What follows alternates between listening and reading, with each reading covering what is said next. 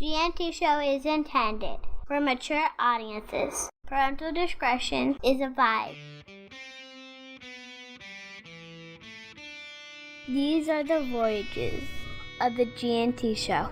Our continuing mission to explore Star Trek storytelling, to seek out new worlds and interesting characters, to bowl we got where no show has gone before.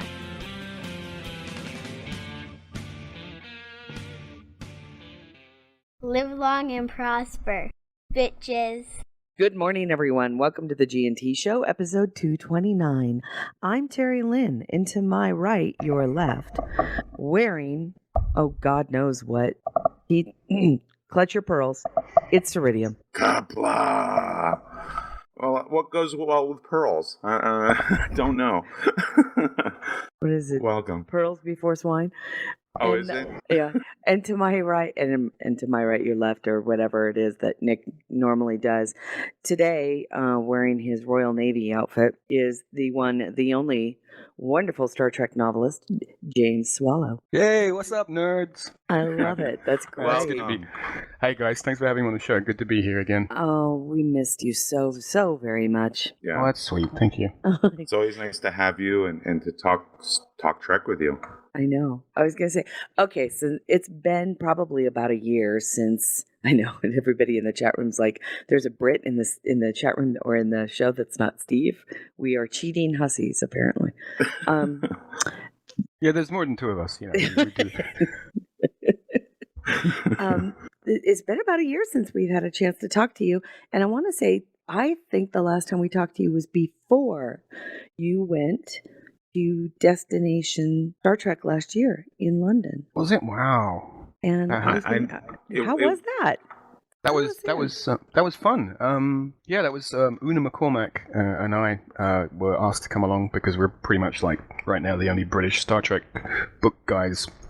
And we've known each other for quite a long time, and we make a pretty good double act actually. So we've done a couple of cons. We did First Contact Day as well, which was a great event. So when they asked us to do that, we were like, yeah, great, you know. So went on to London, and just hung out with people. It was a bit crazy because it's basically like a massive giant hall that they've partitioned bits of it off. And some sections are signing, and there's like, you know, people over here with their tables and things. So it would have, I guess, it would have been nicer if we could have had a room of our own. But the way the event's set up, that's just not possible. But we got a lot of feedback. Got a lot of people coming in to talk to us, and some interesting questions. We gave away a few free books, and nice. Just generally had a great time. And I'm hoping that they may be asking us back this year as well, because I would certainly love to do it again. Oh, that's very, very cool. All right, you have a new book out. I do. Did I talk to you guys about my Titan novel? I did talk to you about Sight Unseen, didn't I? I don't. Because the one I've had like two books out in pretty quick succession. I had. You know what? I don't think we've talked since A Sight Unseen came out. The last time we spoke was October during the 24 hours of GNT when you surprised us. Oh, that's right. Yeah. Oh my God, that was so much fun. That was it. That was a complete surprise. We were completely off guard. We probably didn't even talk about your book. I think you're right. I don't think we did talk about the book. Because usually there's a big gap, you know. I mean, usually I kind of like maybe do like one a year, and we got contracted. I got contracted for two books back to back, so I did Sight Unseen, which is the Titan novel picking up after the end of the fall, and then the new one, which is The Latter Fire, which has just come out a couple of weeks back. First TOS book of the 50th TOS anniversary year, which is really, really cool. That's I was going to say, you get to that kick must it have been off. pretty wild. Go ahead, Mike. Oh, I was that's awesome. You get to kick off the celebration. Yeah, I know, right? It's like it just kind of shook out that way. It wasn't like any kind of grand plan or anything like that. Oh no, you should have run with that, James. Yeah, you should have run with it. You know what? They chose me to kick off the 50th anniversary. Oh, that's me. I'm always self-deprecating, you know. But it's nice. It's got that cool little sort of 50th anniversary kind of Delta shield on the spine and everything. It looks really nice, and it's got a great cover. This guy called Tony Mauro did a beautiful sort of beauty pass of the classic Enterprise over a planet, and it's just like, yep, that's what a TOS novel should look like. I'm really happy about it because it's been on my bucket list of Trek stuff to do for quite a while. I was going to say, have you written TOS before? Well, Not really. I mean, I've written. I always call it classic Trek, right? You know, That's I've true. written the sort It's of such a classic British way Trek of saying craft. Yeah, it is. Yeah. It's well, I remember back that was a phrase that sort of popped up when TNG first appeared, and we were like, "Oh, what are we going to call old Star Trek now?" And it was like classic Star Trek because it's classical. And so I always think of like, you know, Kirk, Spock, McCoy. That's classic Star Trek. And I did do a movie era Star Trek book, which was Cast No Shadow. Mm-hmm. Yeah, I usually true. kind of think of the shows in the best way to think of the shows I find is by the outfits they wear, right? So like Cast No Shadow is a maroon tunic era Star Trek story, and Latter Fire is very much the sort of like, you know, yellow, blue, red jacket era Star Trek. You know, the Technicolor Star Trek era. And I totally embraced that. I went back to kind of all the TOS shows that I really loved. All those kind of loud, brassy, over-the-top, crazy 60s Technicolor stuff. And I'm like, yep, I'm going to write a novel like that. Go back to all the things I really loved about it. And that was pretty much Latter Fire, and I'm really pleased with it. It's come out very well, and I'm getting a lot of sort of positive feedback for it. So I think I tried to put a lot of my love for classic Trek in there, and I think it seems to have come through for people. So that's really nice to hear. And Ladder Fire was just published, about a month ago? Yeah, I think so. And again, all of our listeners, it's really easy to buy these books. You know, you just go to your favorite bookseller and buy them. And congratulations. I'm so excited. But I really, as you can imagine, being the Titan fan that I am, I'm really excited that we haven't spoken about Sight Unseen yet. And for the listeners who may not know, James Wella happens to be one of my favorite Titan authors. I don't know what it is that you've got in your head, dude, but you just know how to write right. Don't look in there. That's all there is to it. Yeah. And Sight Unseen was probably one of the not probably was one of my favorite books because it was finally after the fall. Everything after it was kind of, let's get the Titan back out there, except for the fact that now everything is kind of turned upside down because we're dealing with Admiral Riker, and he's got some issues. He has some issues, and you bring back one of the most frightening. I don't want to say villains as much as you want to say other species in Star Trek, especially Next Gen's history, and you do it in such a way that So thank you so much. You're welcome. And I don't want to give away anything from the book because I'm serious when I say, other than kind of the identity of the species involved, it brought everything back. It was such a beautifully written Star Trek novel in the way that I have always imagined and always will imagine Star Trek being, and that is both sides learn lessons, right? And just congrats. I just thought it was an exceptional book. Oh, thank you very much. That's always really rewarding to hear that. You know, it's I say this very often, and it's true. You know, we writers, we kind of sit in front of our keyboard and we pound the buttons, and it's like, okay, I send this off.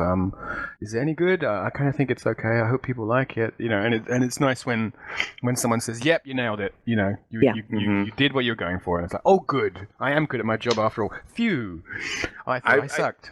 I believe I even tweeted you when I was reading it. You know, you gave me the heebie-jeebies or something. Oh, jeez. Excellent. Let me tell you a story about giving someone the heebie-jeebies, right?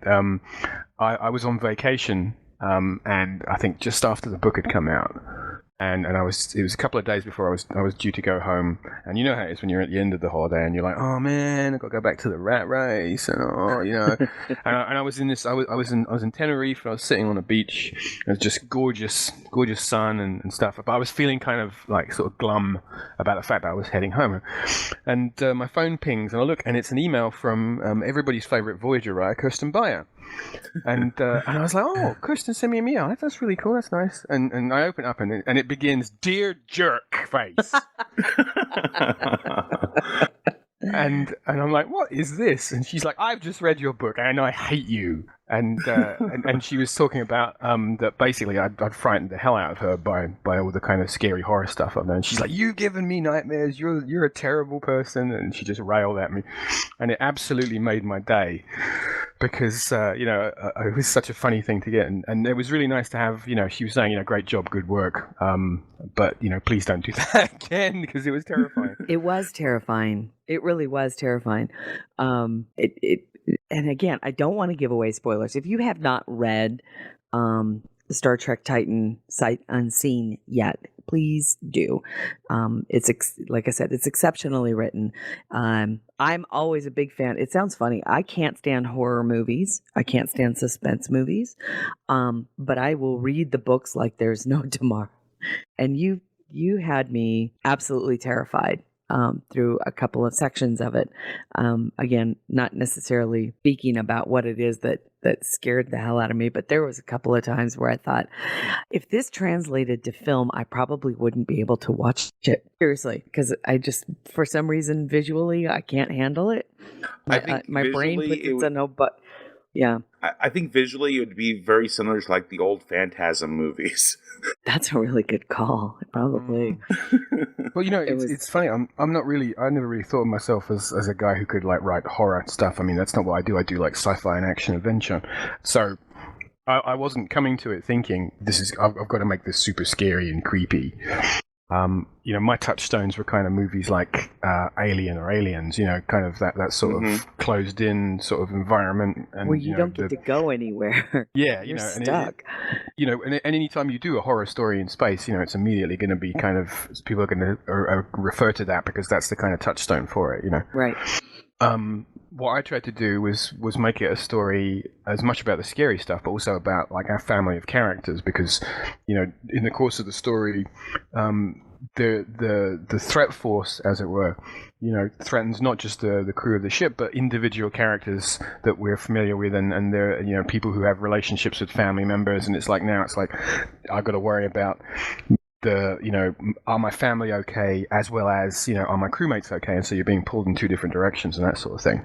And I think that is scary in a way that a guy in a hockey mask with a chainsaw could never be terrifying, because that's all of us can understand that, right? Right. Yeah. You think your family, oh my god, my mother, my sister, my child is whatever, are in danger, and that is a very personal kind of terror. So I think I was kind of trying to aim for that, is how would you feel if this was you and your family in this situation? And hopefully I kind of hit the mark there. Yeah. And at the same time, trying to tell a sort of action adventure romp story as well. And it ties back into, again, without giving away too many spoilers, it ties back into an episode of TNG. So it's a very personal sort of situation for Riker, having a threat that he experienced when he was on board the Enterprise D, coming back to threaten him. Now he's in this kind of command position on board the Titan. Yep. And there's a lot that goes on in this story as well, in terms of not just the main plot line about the about the alien threat, but there's a lot that happens to the characters here. There's a lot of shake-ups. There's one of the main characters in the series gets killed off. A new character gets introduced. A couple of new characters get introduced, and things shake up a lot in terms of where the Titan is going in terms of its mission.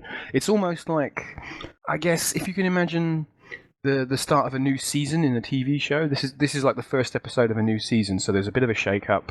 The kind of mission statement is changed slightly, but it's kind of setting the table for saying, okay, this is how this storyline is going to be continuing on from this point. You could almost draw on a parallel to, like, this is their second 5-year mission, if you know. Yeah, in a way. Kind of, yeah. Yeah.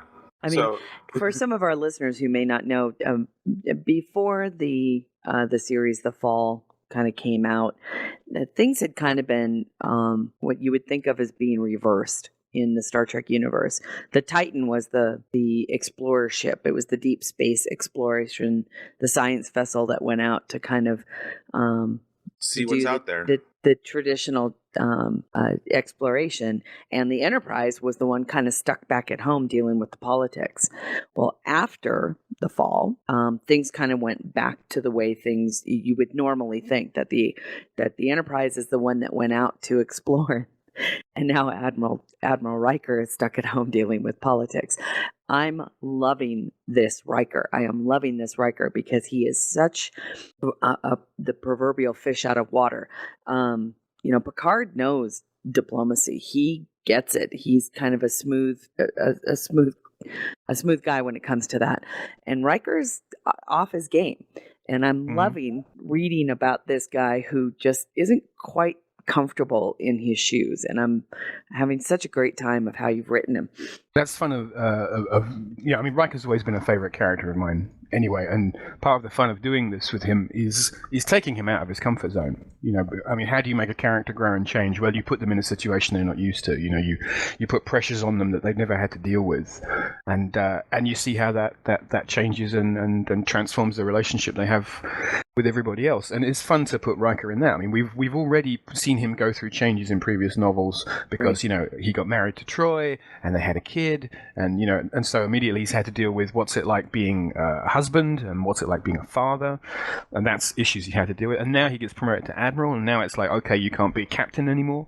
Yeah. And in this story, that was something I very much wanted to kind of tackle, was the idea of Riker getting to have a kind of different like a different mission statement for him personally, because every time we've seen an admiral turn up on an episode of Star Trek, you know how it always goes, right? Yep. They come in and they go, Captain so and so, you have to go and do thing, and the captain goes, I don't want to go and do thing, you don't understand. You sit at your desk at Starfleet Command, and you don't know what it's like being out here at the sharp end. Well, I don't care what you say, Captain. Go and do the thing, And that's always the way the argument goes, and it's the idea that the Riker has to be the one that says go do the thing. Yeah, exactly. And see, before Riker's been that guy all the time. He's been all I have to worry about is my crew and my like immediate family, as it were. This group of people who are on my ship, and I have to worry about them. But now he's an admiral. Suddenly he's got a completely different situation because now he's got to be a big picture guy. And he's got to say, well, I'm not just looking at the crew of this ship. I'm looking at the crews of 5 other vessels who I have responsibility for, and these colonies over here, and that space station over there. And suddenly he's got to be a big picture guy. And he's had this relationship with Christine Vale as his first officer, and now that relationship has changed because I will give away a spoiler here. Now she's the captain that's saying, but I'm protecting my crew and my ship. Exactly, yeah. So, spoiler alert: Vale gets promoted to the role of captain of the Titan, which again is for her is like surprising because she's not expecting it. In a way, she's kind of pushed up into that rank in the same way that Riker was pushed up to admiralty. It kind of just comes out of nowhere, and it's like, okay, well, I wanted this job, now I've got it. Careful what you wish for. But she's got this situation with Riker where they've been pretty simpatico as captain and first officer, but now this relationship has got tension on it because Riker's saying, I need you to go and do the thing, and she's like, I don't want to go and do the thing. He's like, well, I'm the admiral now, and you have to do this. And so there's and a not new the least tension. of which is she's getting pressure from another side because her first officer and her aren't simpatico. Yeah. Oh yeah, that was interesting. That was an interesting thing that you did. Why don't you just throw in some more spice there, Mr. Swallow? That's exactly it. Robert Ray's in the chat room. He makes a good point. He says that explains Admiral Riker in All Good Things. Yeah. Why does he look kind of gray-haired and a bit pissed off? That's why. Right?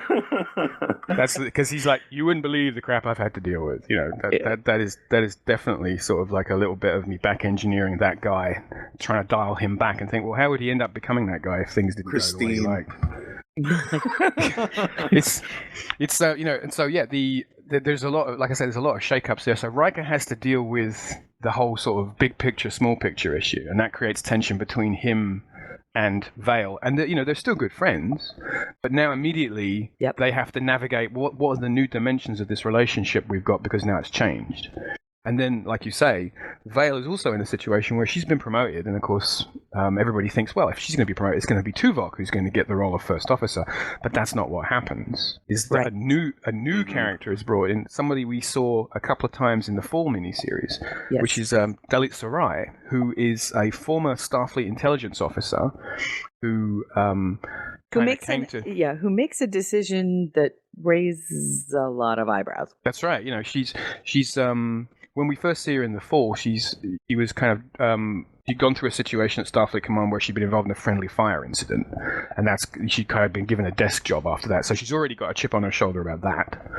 And in the fall storyline, when we have the the character of Ishan Anjir, the Bajoran president pro tempore, who's going to be possibly take over and have this very hawkish point of view, she plants her flag with him, and of course he turns out by the end of the story, spoiler alert, to be the bad guy. Right. And that doesn't work out very well for her. She ends up being sent to the kind of Starfleet equivalent of Antarctica, right? Because it's like, she made a bad choice. It's like, okay, you get this crap job. And this is the character who is brought out and given the role of first officer on board the ship, because somebody back at Starfleet is like, well, we don't want this vessel to be crewed by Riker and his happy band. We want somebody there from the outside. So immediately what you've got is a bridge crew of people, and there's one person on that bridge that nobody likes, that nobody wants to trust. And who really doesn't want to be there. Yeah, and she's very, the thing about Sarai is she's very good at her job. Yeah. But she's very cold and clinical about it, and she's the kind of, a lot of the crew call her the Ice Queen, because she has that very sort of detached, cold, and clinical kind of point of view of things. And go ahead. I'm sorry. I was saying, she's dealing with a lot of issues herself, and of course she's got the role, being the first officer of the ship. She's supposed to be the people person, right? She's the one that the crew is supposed to turn to. She's the buffer between the captain and the crew, and it's like, oh wow. But yeah, so she's dealing with all of that. Is that she doesn't really want to be there, and she thinks everybody on this ship hates me, and she may not be that far wrong, and she's having to deal with that. And of course, she's not inherently a bad person, but she is a person who's made bad choices. Right.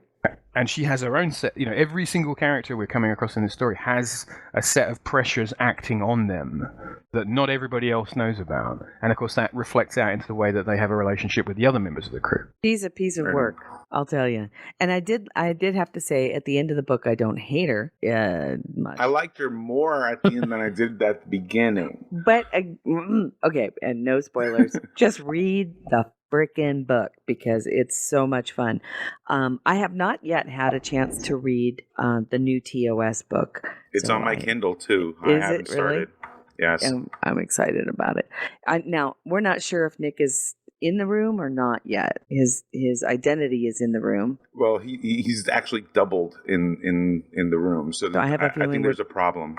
I was going to say we might be dealing with a mic issue. So, yeah. I don't know if he's there. Is he like it's the mirror universe version of him, maybe? Yeah. It's like Lazarus, right? He's having a fight in the antimatter corridor with his own version of himself, right? Precisely. That is exactly what's going on at the moment. That's exactly right. He shows up with hair and a goatee. A mock time music playing in the background. Since it's been a while again since we've had the chance to talk, I love talking to you, James. So tell me what. Your lordship. Oh, there he is. There he is. Hey, dude. Nice to have you with us. Thank you, your liege. Welcome to the show, Nick. I'm glad you're Hold on, okay. I have to do the, as I walk into the studio, I have to do the thing. Okay, I have to, at the door, I got to bow the once. Okay. Now halfway up to the bow again. And now as I approach, final bow. Okay. I just have to ask, James, when you found out that they're going to be doing a new series, what first went through your mind? I did a little happy dance. I'm fortunate to be able to say that Brian Fuller was one of the guys who I was working closely with way back when I was pitching for Star Trek Voyager. And I learned an awful lot from him about writing for television and, just handling the business and just generally kind of getting my head straight into how to be a Star Trek and a TV writer. So I have a lot of love for him. I think he's a really, really great guy. And we've had some really interesting conversations, just sitting in the room pitching story ideas. And I can remember, this is going back like 10, 15, 20 years now, sitting in his office and saying, what would we do if you could do your own Star Trek show? If all bets were off, man, what would you do? And some of the stuff that he came up with, I'm not going to say any of it now because I want to see if any of it. You want to see if any of it comes. if any of it pans out, But because we talked about, what would you have done if you could do Voyager? And it's like, I'd have done this. And he talked about, deeper, darker, more interesting, more adult storylines and serial narratives and sort of, all these really, really cool ideas. So the moment they said Fuller's the guy who's in charge, I was immediately like, it was like a weight rolling off my back. I thought, this show's going to be good. Right.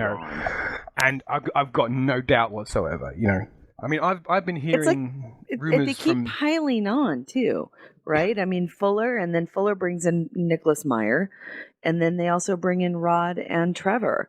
Yeah. And we're all like, okay, we're talking about Star Trek doing royalty. that. Keep really are doing that. That's good. Keep being cool. Yes. Exactly. It's like, yeah, you look at it and you think, is something bad going to happen? Is like the other shoe going to drop? And suddenly they're going to go, well, we've made this one terrible decision. But it's like, these are all really great choices.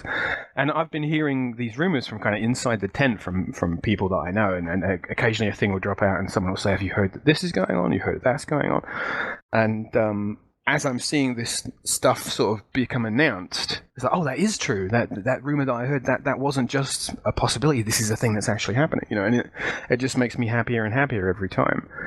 And from what I've heard, I think the motivating force behind this new show is to create something that will be a true companion piece to all of the other Star Trek shows that we know and love, because it's coming out on the CBS, Netflix. Was it CBS Access? Is that what it's called? CBS All Access. Right. All Access. Right. There you go. And it's the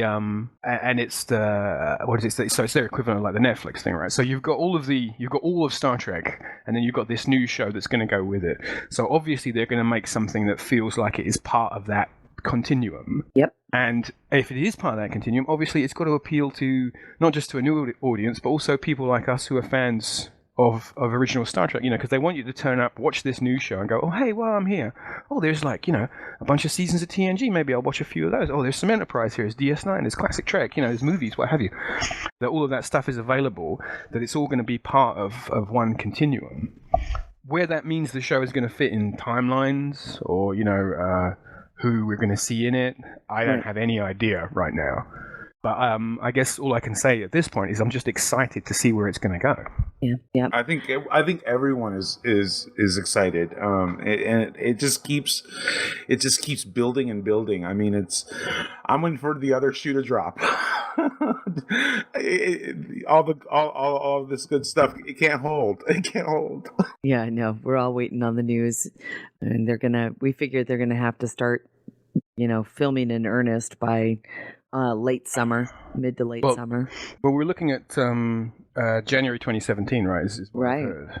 Right. I think my understanding is that part of the reason that they're doing that is because they want to leave enough space for Star Trek Beyond to come out and then do its thing, and then they're contractually obligated to. Yeah. I mean, I think there's a kind of, it's certainly not true with Star Trek fans. I don't think it's true with the audience, but I think that marketing people think, well, if there are two things that say Star Trek on them coming out relatively close together, people will get confused. Well, people are that stupid. Yeah. Star Trek fans obviously are not, but, other people are clearly. It's like that same thing. You remember when... I don't know. My mind has recently done some... Anyway. But do you remember when... reevaluation on that end? Mm-hmm. It's when Mission Impossible Rogue Nation was coming out, and they were saying, you can't promote Star Wars Rogue One because people might think it's the same movie. Okay, yeah, because they look exactly the same, of course, yeah. A space movie and a movie with Tom Cruise where he's blowing stuff up are exactly the same. Sure, okay. But, Okay, then. I don't understand that rationale. Maybe it's because the explosions get confusing. It's like, ooh, that thing blew up and it looks like a lot like the other thing that... am I being sarcastic enough?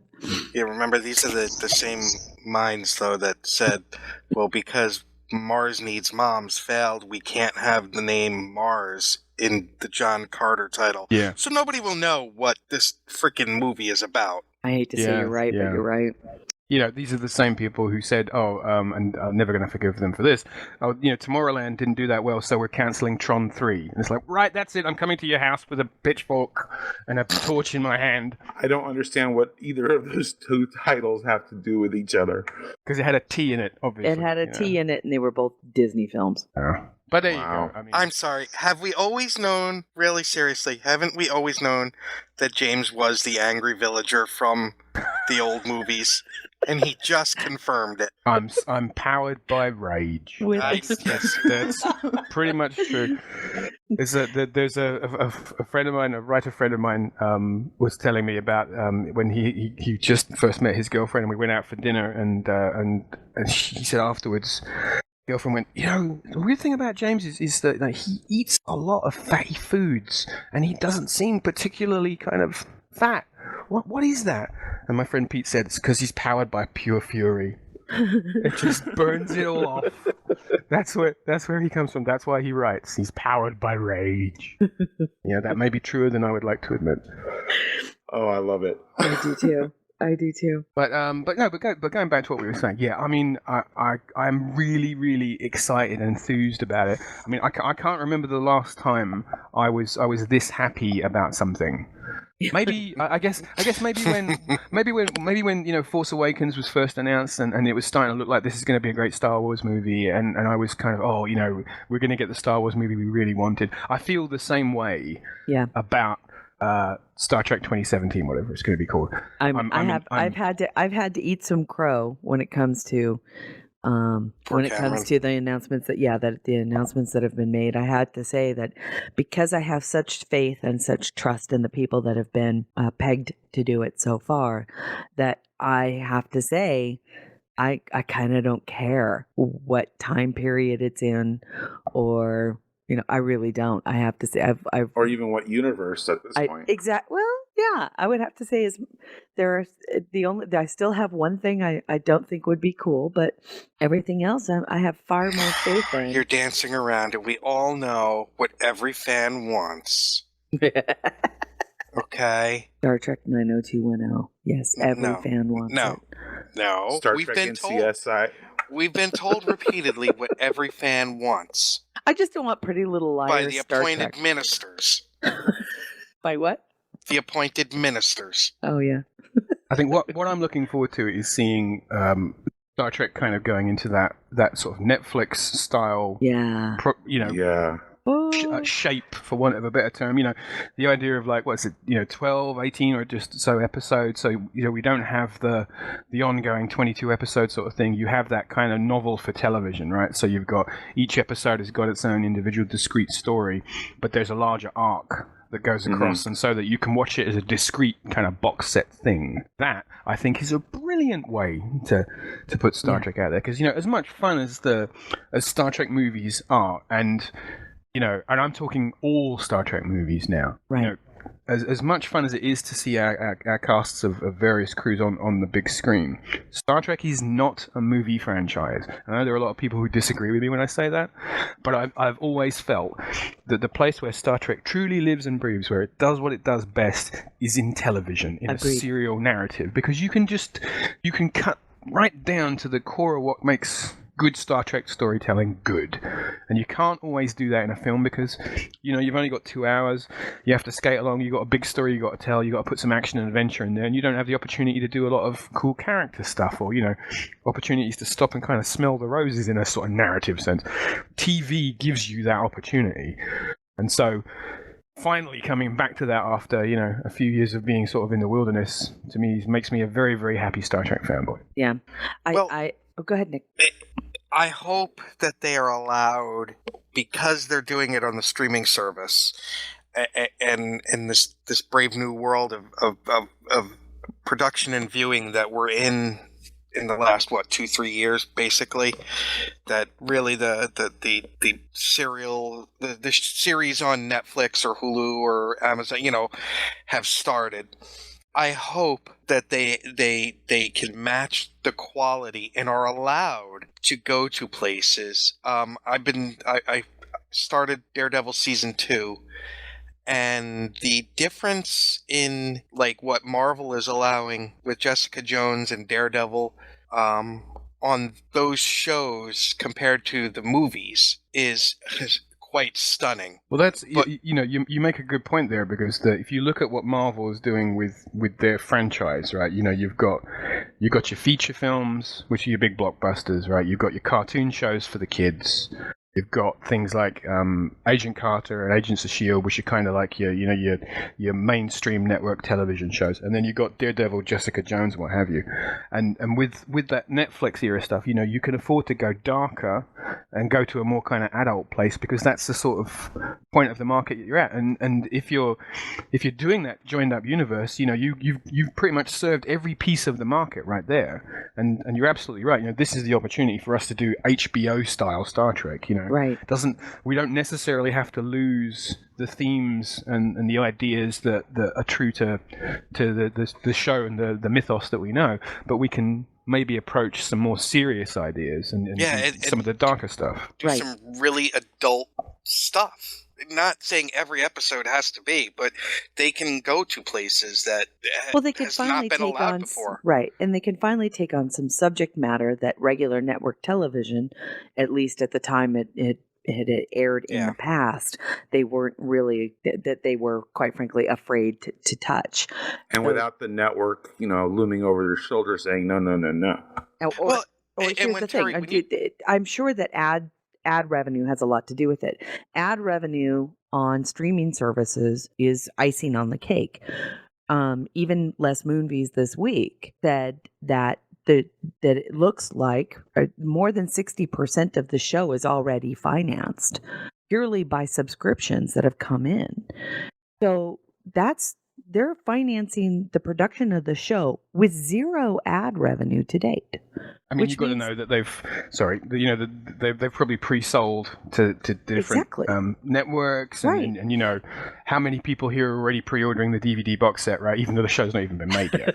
Well, and one of the things I don't think people understand is I have no doubts that the CBS people are looking at, and it's such a new world that they're doing this in, the ratings for Daredevil, Jessica Jones, Orange is the New Black, all of these series that are streaming only, that are not broadcast, and seeing how they do, what in the demographics, all of that. And Star Trek is a very special property in that it really is for everything from the what would you say is the earliest memories that you can have? 3 years old, 4 years old? Yeah. That all the way up to the grandparents sitting with them watching it.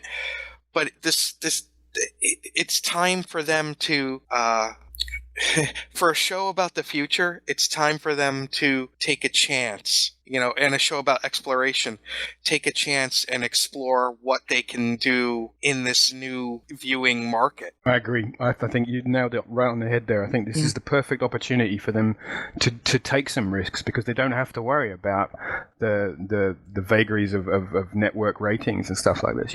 From a creative point of view, right? From the point of view of the people making and telling the stories, this is a unique opportunity for a Star Trek story, because you get to kind of write it and construct it all front to back before it starts airing. You're not making TV as it's coming out, which is what the old model of Star Trek TV was. You're watching episode number 1 right now in the studio. That very same day they're shooting episode 10. Right. So the ratings are coming in, and they're like, oh well, okay, this character's not working. Let's kick him out. I mean, a lot of people forget that Worf was going to be a guest star on TNG.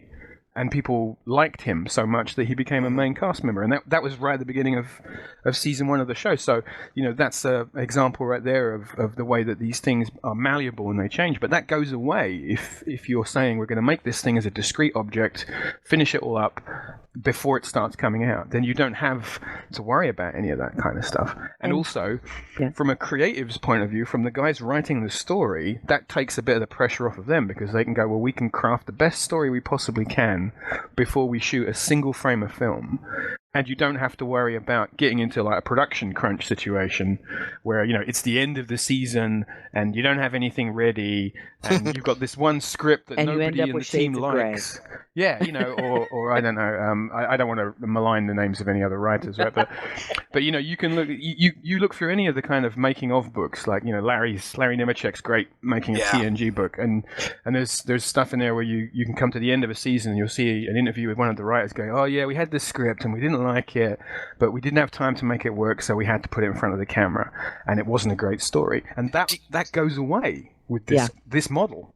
Something that just hit me, and I realized that at the time, because you're talking about how shooting a normal series compared to shooting something like this, where by the time it's dropped onto CBS All Access, they're done. It's they're home enjoying some boiled potatoes. That was for you, my friend. The whole Tasha Yar thing would have probably been whole different, because I bet. You know what I mean? The way that she left because she wasn't happy and everything, it would have been a whole different style of filming and everything. So I'm not. Well, here's the other thing I think it gives them. Well, here's the other thing I think it gives them freedom to do. One, I think that the existence for the past 5 series that we have seen, the past 5 live action series that we have seen, have always been, for the most part, even in DS9, have been episodic. We might have seen a 3-episode arc through Enterprise, but I think the bridle's been taken off, and I think it's. I think we're going to see a more consistent episode to episode storyline in CBS All Access than we might have seen. I don't think at this point. I don't think they can do episodic. That's exactly that. Like exactly the phrase. And I was number gonna say, 2, Terry.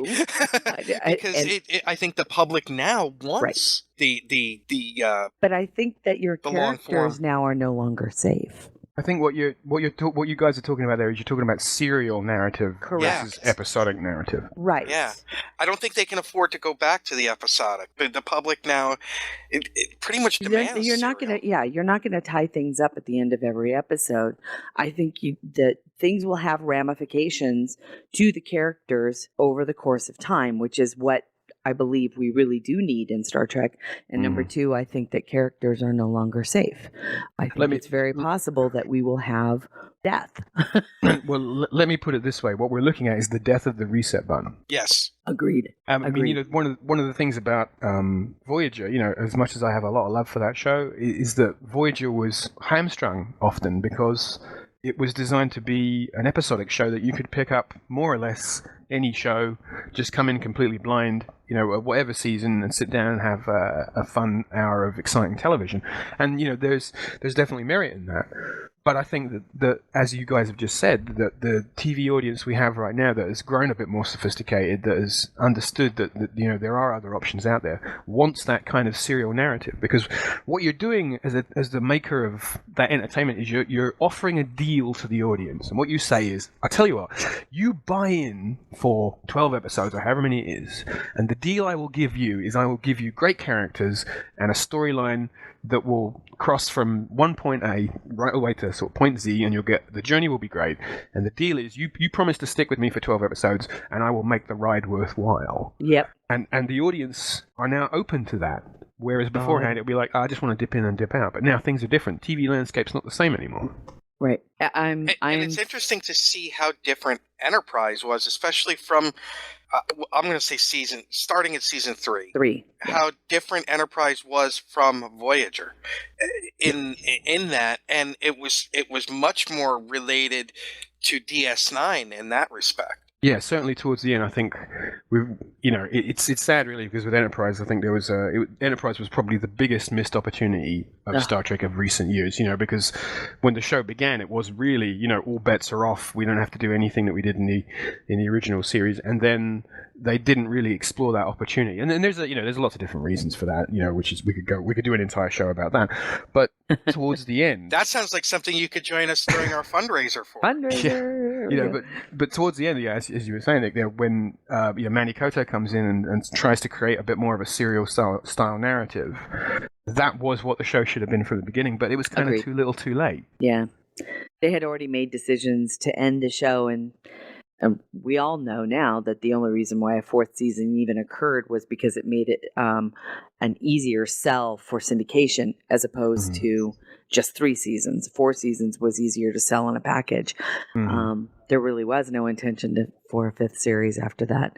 And business is business, and we all understand that, but it hurt. It hurt because, again, that 4th season really showed the potential for the show, and it was just kind of crying shame. Yeah, there's nothing sadder than kind of seeing, missed opportunity and, squandered potential, and I think that's very true of Enterprise. But then, I guess looking back, you can't lay all the blame at Berman and Braga's feet for this because they're coming off of they're coming off of Voyager, and I think they've, even those guys now have admitted that maybe they weren't the right choice for the role, and that they were burned out, and it should have been a new broom sweeping clean and a completely new group of people. You'll be surprised and happy, hopefully, to know that, a while ago I did a reset on my opinion of Berman and Braga. Berman.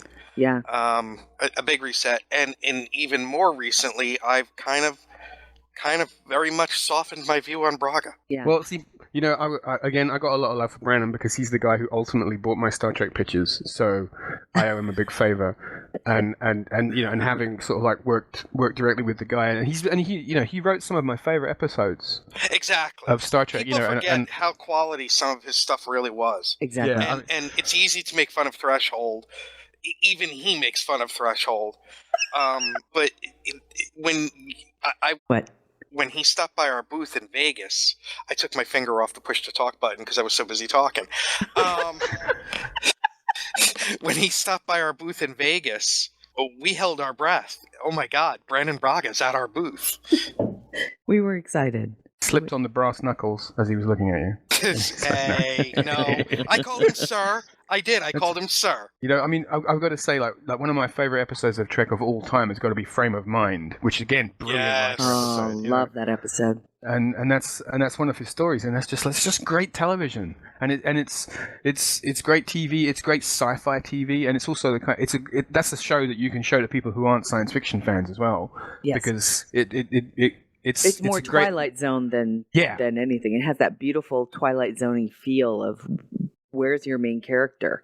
Where truly, in all seriousness, where is your main character? Is he going through something, in his mind, or it was such a well-written episode? And it has the only thing I would request they not do in the new series, if there's a holodeck, please a ban on holodeck malfunction episodes. Well, we'll see. I guess if I had to make a list of stuff that I don't want to see, is like I'd probably say let's not do time travel because Star Trek leans on that crutch a lot. Yep. Not that it's not possible. Don't get me wrong. There are and a lot not of great that they're time not travel fun. episodes. Come on, they're fun. I admit it. They're fun. But I'd like to look at that and think, there's a box of Star Trek toys, right, that you can use when you're doing Star Trek storytelling, and a lot of them are great, but a lot of them are kind of careworn and held together with sticky tape and what have you. And I would really like to see something that I love about Star Trek, all those themes, but I want to see some new things. I want to feel the same way I felt when I was a kid watching TOS and watching TNG and seeing new stuff being revealed. The world opened up. I'd like to see that, not going back to the well again. Break some new ground in the Star Trek. Show me something exciting and thrilling and new. Yeah. Well, I'm curious what. Well, go ahead, Mike. Well, I, along the same vein, the what is that? The large particle accelerator in the Hadron Collider. Hadron Collider. I had recently seen that they have come across some evidence of multiple universes through it. They've seen some evidence. What? I would like to. You didn't hear that, Nick? There's true. a nice me out there. There's another you out there somewhere. I would like to see not the mirror universe, but I would like to see more alternate universes kind of explored in Trek. I know mirror universe has been done, but not quite mirror universe. But I would like to explore other dimensions, so to speak. Well, that's what J.J. Abrams says. JJ, this is really it is another... an alternate universe. Well, technically alternate timeline, but let's not split hairs, you know. Yeah. Well, I mean, yeah, it's a good point there. I mean, the mirror universe, alternate universe stuff is always fun. I would be surprised, to be honest, if they would touch something like that in the first season of a new show, because you want to spend most of your time setting up the universe you have got. That is true. Without setting up another one. But, you know, that's kind of... If I was a TV producer, if I was in Brian Fuller's shows, I'd say, like, yeah, you know, that's a season 2 idea. That's a season 3 idea. But, you know, put that in the box and maybe do it later. Right. And one thing we have to look at is like the personalities that are involved, like you said, with Fuller and Meyer. Oh, Nicholas Meyer, and the people involved, and we don't even know who the writers are yet. So you know, you could. It's not me. I've asked. It's not me. Sorry. Sorry. I really It's a wish. shame. I'm actually going to pay you a compliment, Your Holiness, that. It goes from excellence to holiness. Is he gonna put the Pope hat on next and get the little funny hat change? That I wish that, like, God, from the novelization team, and I won't mention names because I'd leave somebody out on accident. Exactly. But some of the authors from the novels, like, I would love to see you all get just the arms sweep across and say, "You're all writing for us now." Yeah, that would be awesome. Well, I can tell you, I mean, I'm sure he'll probably be okay with me saying it, that I know that both myself and Dave Mack reached out about the show, that we both talked to, you know, our agents and people about. Yeah. You know, I think we both kind of came from the same point of view, is that if there's a possibility on the outside that, you know, that we could... You have nothing to be lose involved by in this. this. Exactly. You Yeah, have you know? to. I 'Cause would I have said been to my- disappointed if you hadn't. I said to my agent, I said, if you hear anything, if that comes across your radar, you know, call me. And he said, well, you know, do you... And I just said it like almost half as a joke, half true. And he said, are you serious? Do you really seriously want me to reach out for this? And I said, well, look, you know, if we have a proper adult conversation about this, yes, if this is going to be a thing, if there's a chance, then I would be stupid not to say, yeah, throw my hand in the ring. But from what I understand is that, you know, that the writing team is already being put together, and it's very close focus, and it's people that Fuller is kind of cherry picking that from the groups of people that he's worked for, and he's worked with a lot of great writers, all of whom are way better at their jobs than I am. So I'm not surprised that I wouldn't even get a look in on those things. So I'm not bitter about it. Maybe a little, you know, but not. Maybe a little. I mean, I would have to say, if I were in your shoes, I'd be a 10. I'm just trying to picture the writer's room. If it was you, Mac, Ward, Dillmore, God, we never get any work done. And Kristen.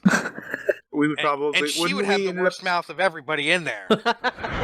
And we'd probably end up with something like The Fall. Yeah. Oh, yeah. David R. George. We have to have him in there, too. With his suits. I would that would be a blast. I just like to hang out with those guys at the weekend anyway. I know, I was going to say, it'd be awesome. Oh, we're supposed to be writing stuff too. Oh yeah, right. That's why we were all here. Well, I would love just to be a fly on the wall in the current writers. I don't care now. I'm just going to add Ronald D. Moore to that writer's room just because. Wow, the alcohol bill alone would probably bankrupt the studio. Oh, yeah. Well, you know, I mean, you know what we could do? We could just have you guys.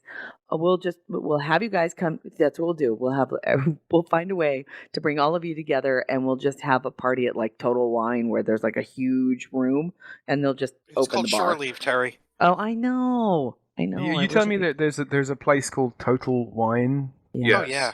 Oh yeah. And it's totally okay. No, it's worse than that. Because it does exactly what it says on the door. It's Total Wine. It's Total the Costco Wine. of alcohol. It is the Costco of alcohol.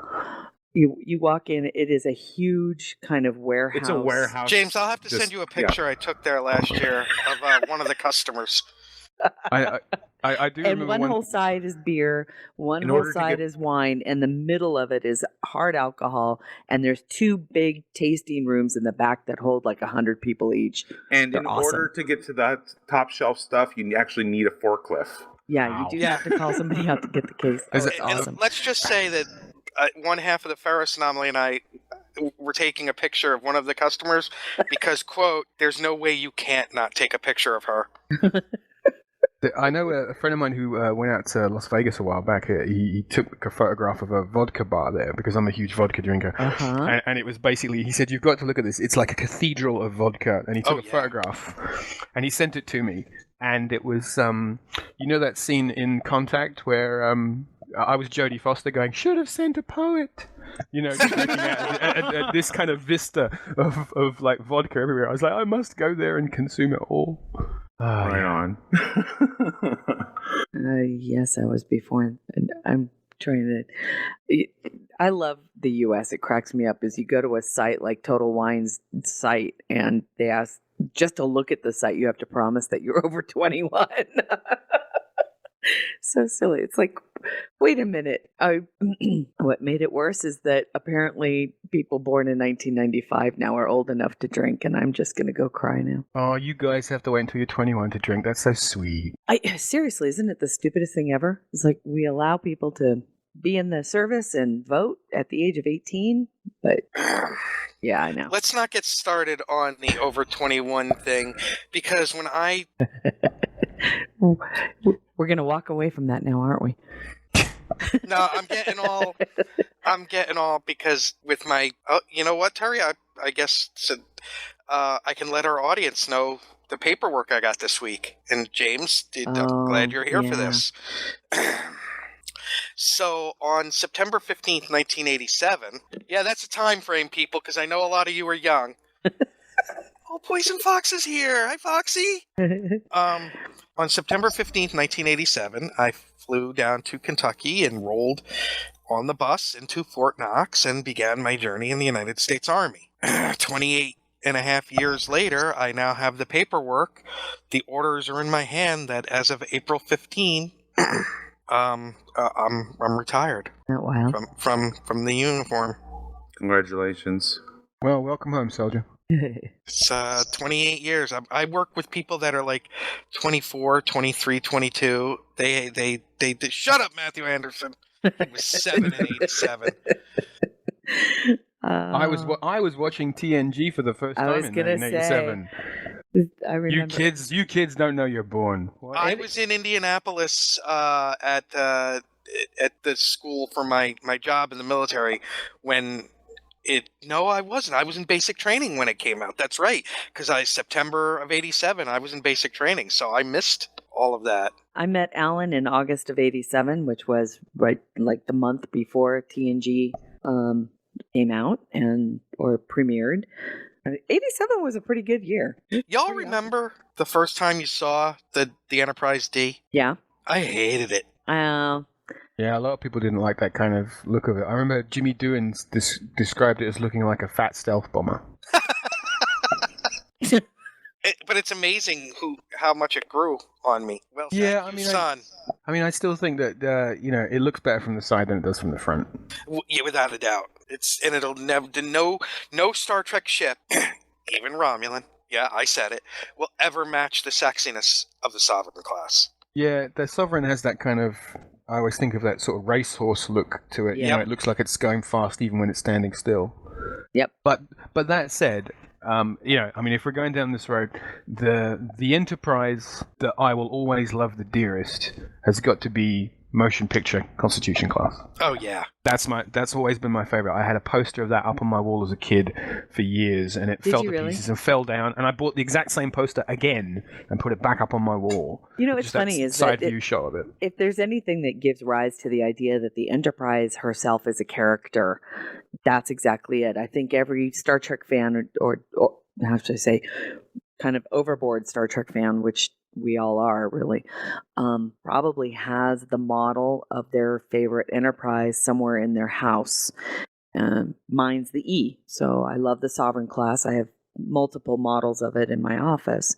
You probably have the retro. Is it the retrofit that you love? Yeah.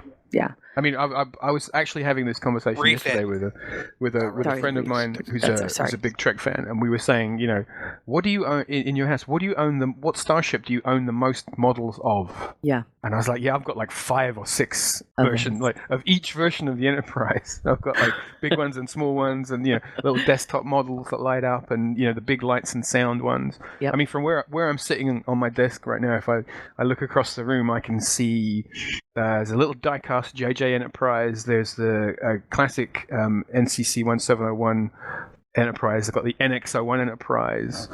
Just see the Voyager in the corner of the room, and a whole bunch of sort of like artwork and stuff up on the wall of the other ships. And I got my Star Trek calendar with a big picture of the Enterprise D this month, done by Gary O'Brien, which is just a gorgeous looking piece of artwork. My favorite version of the Enterprise is the HMS Bounty. Go stand in the corner. Go stand in the corner.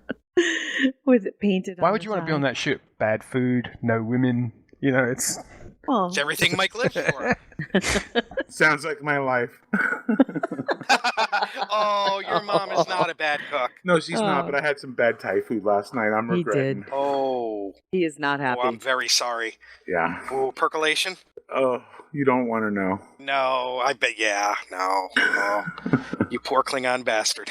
And Nick, what was yours? Did you say it was the E or the Sovereign or the? Yeah, the E is, yeah. Well, look, in Star Trek Online, I was flying the Odyssey and went back to the Sovereign because I just love that ship so much. Just love watching it fly. Yeah. I was the most happy when I finally got a refit Enterprise that I could fly in STO. In STO. Yeah, I was like, finally I got one of those, and I could just tool around in that all the time. Yeah. That was my favorite on. I finally put. What did I get Beth into? Oh, I have to say. Get Beth into. Yeah, Beth. No, Beth is loving the escort carriers. Oh yeah. Yeah, those are fun. She likes those. Well, James, you are welcome to kind of hang around. We actually do have some Star Trek news and some, quote unquote, our regular show to kind of do, but you're welcome to join us. Some show-ish stuff to do. Show-ish stuff. We don't want to make you feel uncomfortable with one of the topics.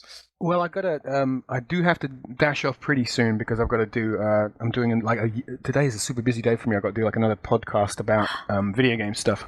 I'm doing a feature on the Division. I don't know if you guys are familiar with that game. Are you shitting me? That game looks amazing. I shit you not. Oh my God. That game looks fucking amazing. It does.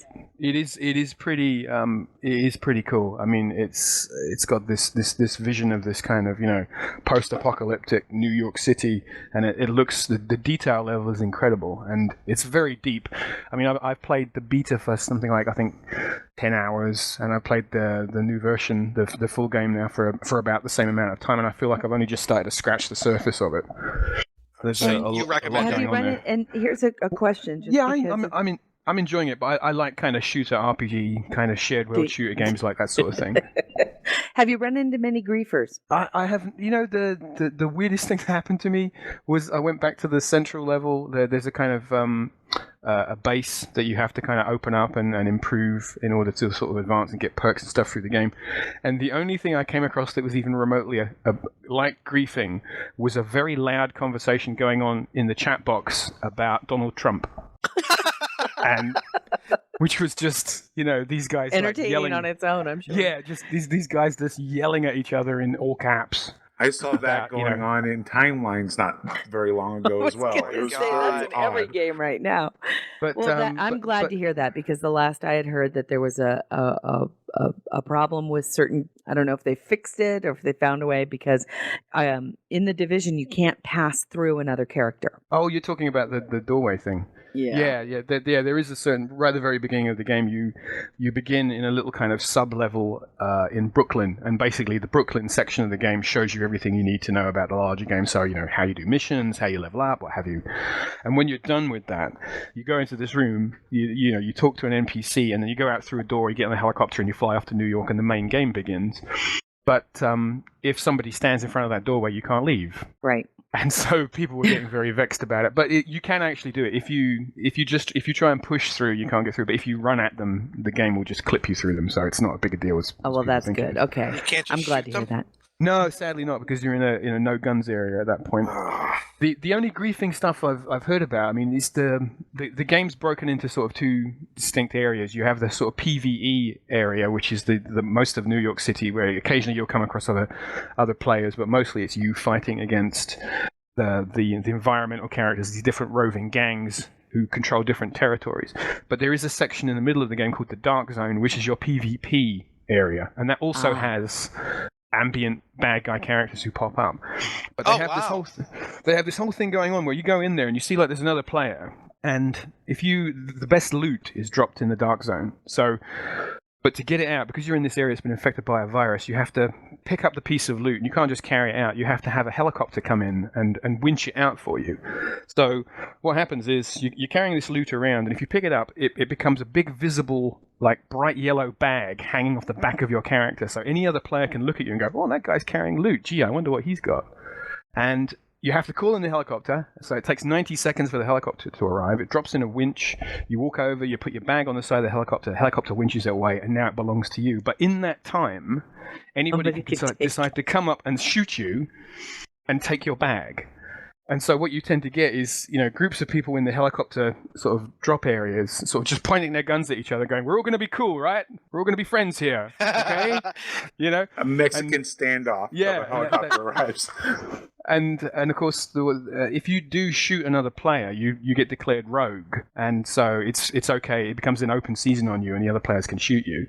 Oh, and see, that's cool that it tags you then. Yeah, and if you stay rogue for more than 5 minutes, the game sends out an alert to everyone in the area and puts a bounty on your head. Oh my god! And if you can survive, I'm not sure how long you can survive it for, but if you can survive the bounty, you get to keep it. So so if you're badass, you can basically you can survive it. But I've never been able to do it. The only griefing I've heard is that some players apparently will jump in front of somebody who's firing a gun and take a bullet and take a hit, and then immediately that will cause that player to be declared rogue, and so they can turn around and attack them and be free to do so. But I haven't had that happen to me. That's a dick move. It is a dick move, yeah.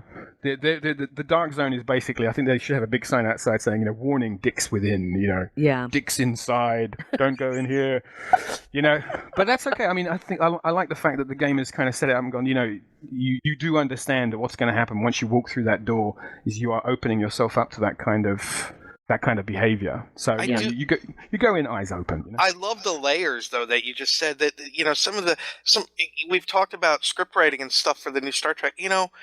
Some of the writers of these games are taking things and coming up with ideas that are just blow my mind. Things like that, that whole bounty thing and all of that. That's just so fun. Nick, actually, that's a fairly old mechanic. My first MMO I ever played was a Chinese MMO called Conquer Online, and they had a very similar PK system, or player killer system, where if you killed someone or hit someone, you were basically tagged as rogue. Everyone in the immediate area was kind of like noticed that you were that you had hurt someone, and then it was basically open season on you. And the longer you did it, the worse it got for you. Wow! And the whole game was a player versus player type of game. There were literally no safe zones. Although they did, like in town, they would put people, or they would put in high-level NPCs to kind of sort of keep the violence down. But there was still a lot of killing, even within the social hubs. It was chaos. Yeah, I like that kind of thing where the game says, look, if you want to behave this way, the game will allow you to do it. So. Mm-hmm. You have that choice, but it's like everything else. You have to pay the price. So, yeah. You want to do that? You want to start shooting, your fellow players in the back? You can, but there will be a consequence for it, and you will pay the price for it if you if you want to go down that road. And it's, and there's risk and reward to it as well. I mean, you go through, you get the bounty hunting guys coming after you, and if you beat those guys off at the end of that, you'll be like, wow, I've got like a huge load of level up XP here and some extra loot and stuff, so it'll be worth your while. Mm-hmm. But it just means that you have to behave in a way that perhaps is unsportsmanlike. I mean, the vision's supposed to be it's a game where it's a team playing game. Right. Ideally you want to go there and you want to have like 4 or 5 of your friends sort of coming along with you. Most of the time I've been playing on my own and with teamed up with a few random people here and there, and I've been okay through the sort of first 10 or so levels. But I'm looking at the Dark Zone and thinking, yeah, I want to go in there with some friends to watch my back. Yeah. Well, that's awesome. Well, just because, what podcast are you going to be on? Because if people want to hear you, I have a friend who does a podcast for BBC Radio 5 Live called Game On, and occasionally I'll be on the show talking about game writing or just other sort of aspects of the industry. But this particular one, he's asked me to come on and do just a review and just talk about the game in depth. And we're probably gonna just chat about the gameplay kind of stuff also, but a little bit about the narrative as well, because there's some interesting kind of meta-textual stuff going on there, because it's set in the real world, and it's set in New York City after a major terrorist incident, and that's something that's going to push a lot of people's buttons because of real world history and that kind of thing. And I think it adds a lot of interesting things to it. It's a cool game, but it's against this background that some people could find politically and it's personally troubling. And I think there's a lot of interesting stuff to be discussed there. Is that a good idea? Are these things we should address or that we shouldn't address? Is it too sensitive? But when you cut down to is it a good game? Yeah, I think it's a great game. Very cool. Very cool. Right on. Well, we are going to move on and talk a little bit about the Star Trek news for this week. James, we really do want to thank you for joining us here this morning and talking about Trek. As always, we love you. And again, thanks, you're welcome to kind of stick around with us as we talk about stuff. Sure. Well, I'll stick around for just a little bit, and then I'll have to head off. But you guys go right ahead. All right. Thanks. Well, Thank you, James. Thank you, James. Let's start off with some general news. What's new in the Star Trek universe? General news. For those who do not know, and if you don't know, then shame on you, but Nicholas Meyer, the director of Star Trek The Wrath of Khan and Undiscovered Country, correct? Has confirmed 4K UHD release of Star Trek II The Wrath of Khan. This is actually kind of big news. I didn't really think that they were going to be revamping or redoing or remastering, so to speak. Remastering anything, and now we're hearing that Wrath of Khan is coming back out in super high def. That's pretty awesome. And along the same lines, it looks like the animated series is coming to Blu-ray, so it's also going to be revamped in a way. They're making things shiny. I love it. That's right. You're a big fan of the animated series, are you not? Mm-hmm. When you guys get around to reading, plugging myself again here. When you read The Latter Fire, there's a whole ton of animated series nods in there. Oh, nice! Oh, that's awesome. Again, by The Latter Fire. I thank you. It's the next one I'm going to be reading. So yeah, I was going to say it's on deck. I think it's number 2 in my list right now. We do have some sad news this week. Actor Larry Drake, most people will actually remember for playing Benny in L.A. Law. Was also a not in guest our star. audience, but He was also a guest star in Star Trek Voyager. But Larry Drake passed away this week at the age of 66. We here at the G&T Show send our love, our condolences, and our deepest sympathy to his friends and family. He was an extraordinary actor. A lot of people didn't realize that he actually had a very difficult time getting jobs after L.A. Law. Namely because he did such a good job playing Benny that a lot of people felt that he really was mentally disabled or challenged, and didn't realize that the Benny character was truly all an act, and they didn't want to hire "quote unquote" a retarded actor, and he had a very difficult time getting roles after that. And he was an extraordinary actor, and again, we are very sorry at his loss. All right, Mike, you want to take the next one? Orange is the New Black. Orange is the New Black is back. Yeah. Looks like Kate Mulgrew will be back for another season. She'll be reprising her role as Red, and the fourth season will begin June 17th. So if you like the if you happen to be a fan of the show, definitely mark your calendars, because it's coming back to Netflix. And this is one of the first original series created specifically for a streaming service, if I remember correctly. Probably one of the first openly successful ones where people all of a sudden really started talking about it. Absolutely. Yeah. So, I mean, we were talking about that earlier, and here's quote unquote the granddaddy of them all, so to speak. So, yeah, check it out. If especially, support, Kate Mulgrew. She's got work. Can't argue with that. We all love it when they get work. We're going to move on to gaming news, especially because James is still with us. I want to move on and talk about Star Trek Online, because we can. I want to play a Star Trek game. Gaming news. Been a while. It's been a few weeks since we've been able to talk about Star Trek Online. This weekend is the Upgrade Weekend event. If you are upgrading, let me see if I get this right, Mike, so please correct me if I'm wrong. You get 100% extra tech points when you use a tech point supplement thing. Is that it? Let's see. When you're upgrading your stuff, like your weapons, it applies twice as many tech points towards your next upgrade. So this reduces the amount of dilithium that must be spent. That's nice. So yeah, and I used up like 400,000 dilithium. Yeah.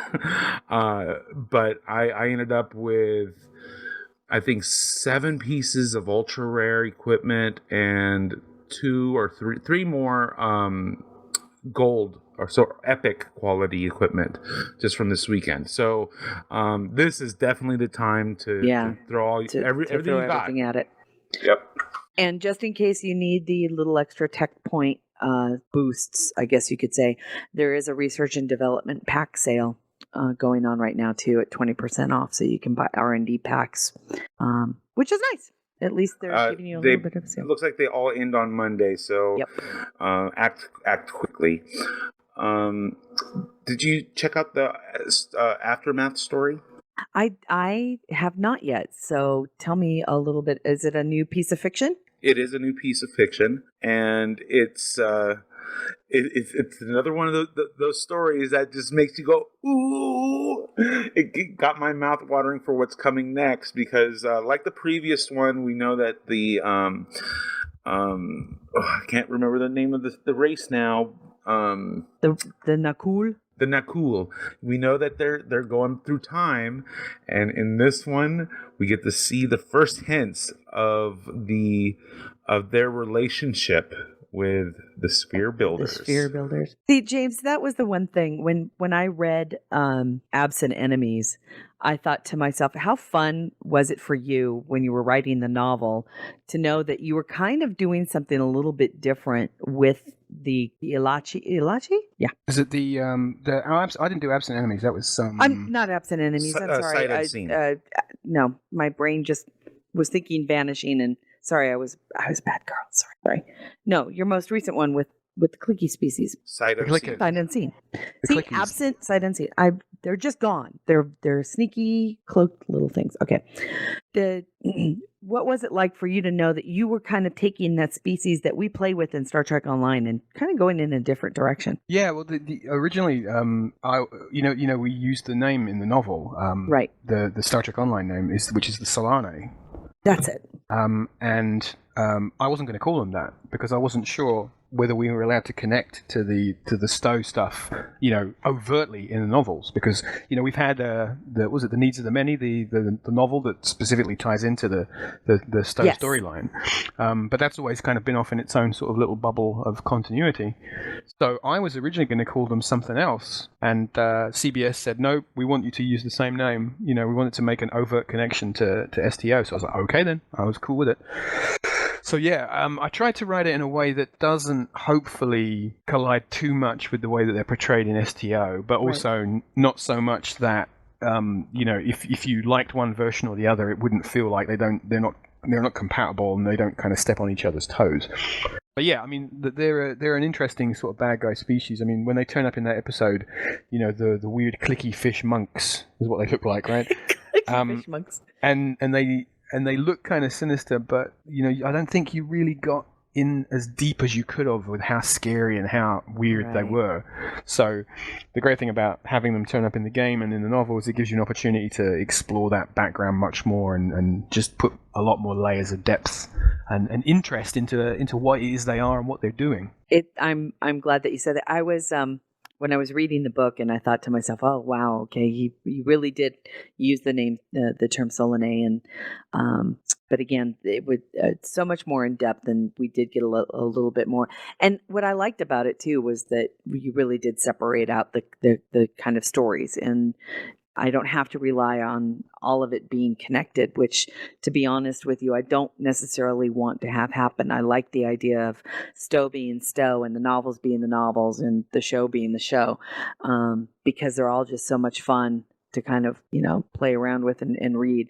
But I just thought to myself, I wondered whether or not you had to go through any kind of, or jump any hurdles with that. No, so not that's really. interesting.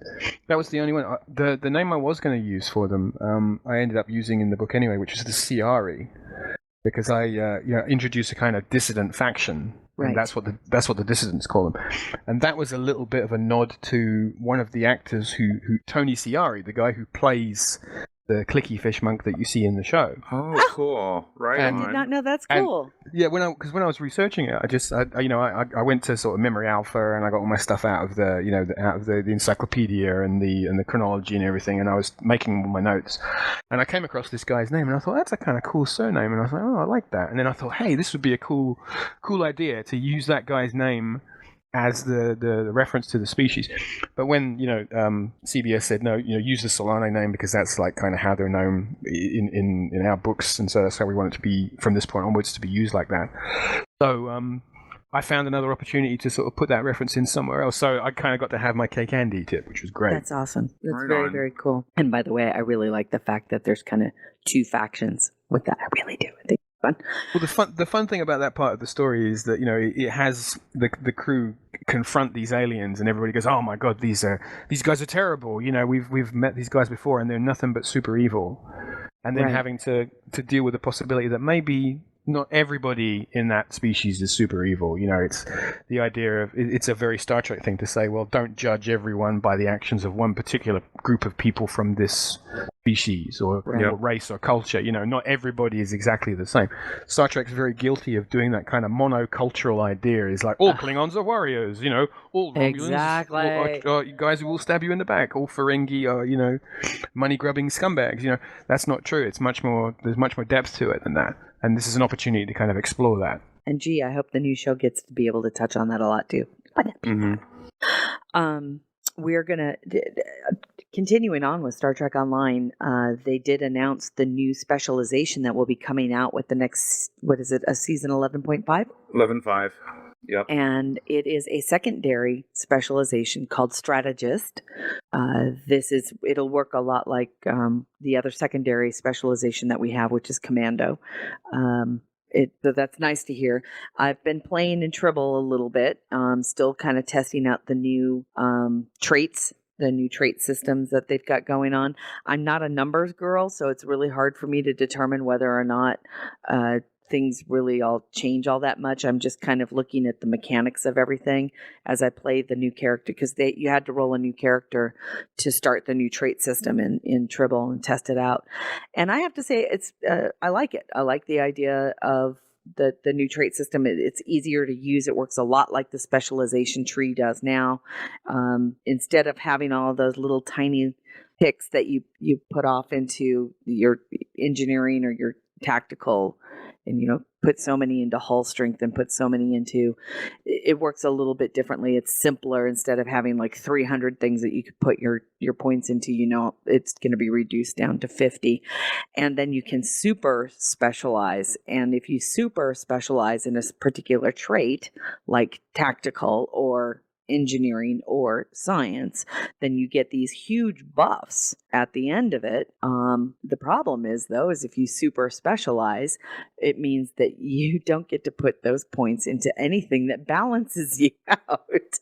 So you have to make a huge decision as you level your character as to whether or not you want to have a more balanced character survivability, say if you're a tactical officer, as opposed to going all through the DPS line. So it's going to be really unique. Right on. Something else that's coming out with 11.5 that we haven't had a chance to talk about, but and I don't have a link for right now, is the new reputation, the Romulan reputation. So that looks kind of interesting. If I remember correctly, it's going to be I can't remember what, for instance, the Federation reputation gives you a lot of experience. The Klingon gives you a lot of R&D. This is supposed to give you something very specific, but I can't remember what it is. You're talking about the Admiralty system. Yes, the Admiralty. I'm sorry. Did I say? Yeah, you said reputation. Yeah. Yeah, the Admiralty system. Oh, very cool. I can't remember what it's going to be rewarding at the moment. One's dilithium, one is XP, right? Yeah. And then the third one is coming along. Nice. I want to say it's upgrades. That'd be cool. Upgrades. That'd be huge. I think it's upgrades. That's cool. But yeah, we'll be able to start getting some Romulan ships and Romulan love. So I think Nick would be very pleased to hear that. Yeah. Yeah. And one last thing before we move on to our the next topic. But Mike, what's going on with timelines? They just released another Timelines Captain's Guide, which is kind of like their how-to play manuals. This one happens to be with their away teams, but they've released them, on space battles and the various aspects of the game. For a mobile game, it's a very complex thing. There's so much you can do. There's so many little nuances to it, and like I said, for a mobile game, it's amazing. But they also had a Disruptor stream this week where they kind of previewed the next update. 1.0.6, I think it's the next update. Okay. And some of the things that they're adding is pretty cool. For when you make a store purchase, and this is kind of like a big deal, when you make a store purchase and you get those screens where you get to pick one of three, it's for elite or super. They'll present you with three options, and you get to choose who you want. Well, now you're going to be able to get additional information on these character stats, and in including how many characters how many of that character you currently have, along with their star status and whatnot. So basically, it's going to clean up the issue that people have been complaining about, and where they pick the wrong person. For instance, if you already have a 4-star Janeway and you're presented with a 4-star Janeway among two others, but you're not sure if your Janeway is 4 stars or 3 stars, well, now you can look it up and realize, oh, I don't need her. I can get the next guy because I already have a maxed out Janeway. Got it. So it's going to help in that regard. Purchasing of crew slots through credits and dilithium is coming in the next update. So this is not this is above and beyond the VIP slots. So you'll be able to purchase them. It looks like they start at 250K for 5 slots, and then there'll be a few levels of dilithium purchases, and then or excuse me, for energy credits, and then they'll bring in the dilithium version after that. But so being able to purchase more crew slots, you will definitely open up the game to allow you to collect a lot of the characters, a lot of the crew that you want, which is yay. Details on battle action is now provided through a new. Okay, so basically on the character sheet, you now have the ability to get more information about how your character does in space. Before, it was just very generic, if anything at all. Now you get to see how your characters are going to be doing.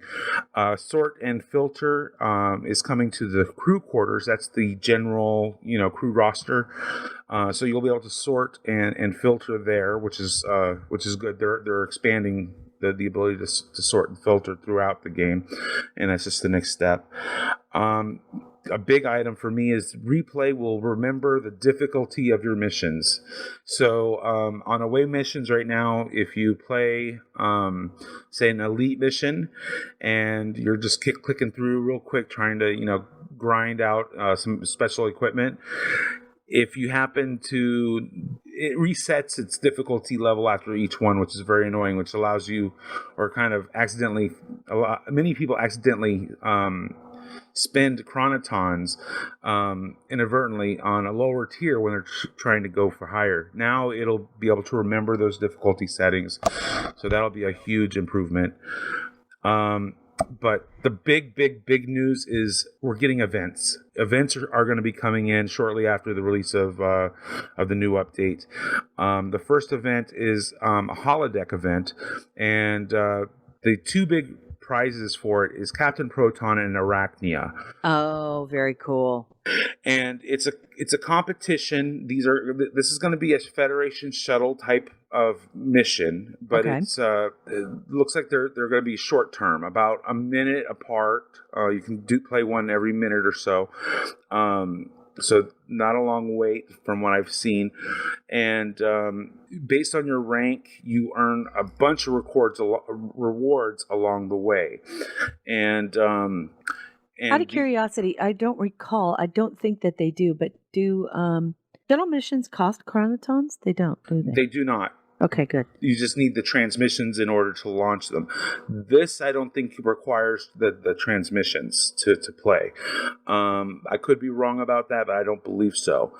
But there's also going to be a store section, and the store, when you purchase a 10-pack, you're guaranteed the Captain Proton character. Very cool. So you're not going to be buying a pack and just ending up with just crap. You're guaranteed at least one Captain Proton, and there's also a chance of getting Arachnia.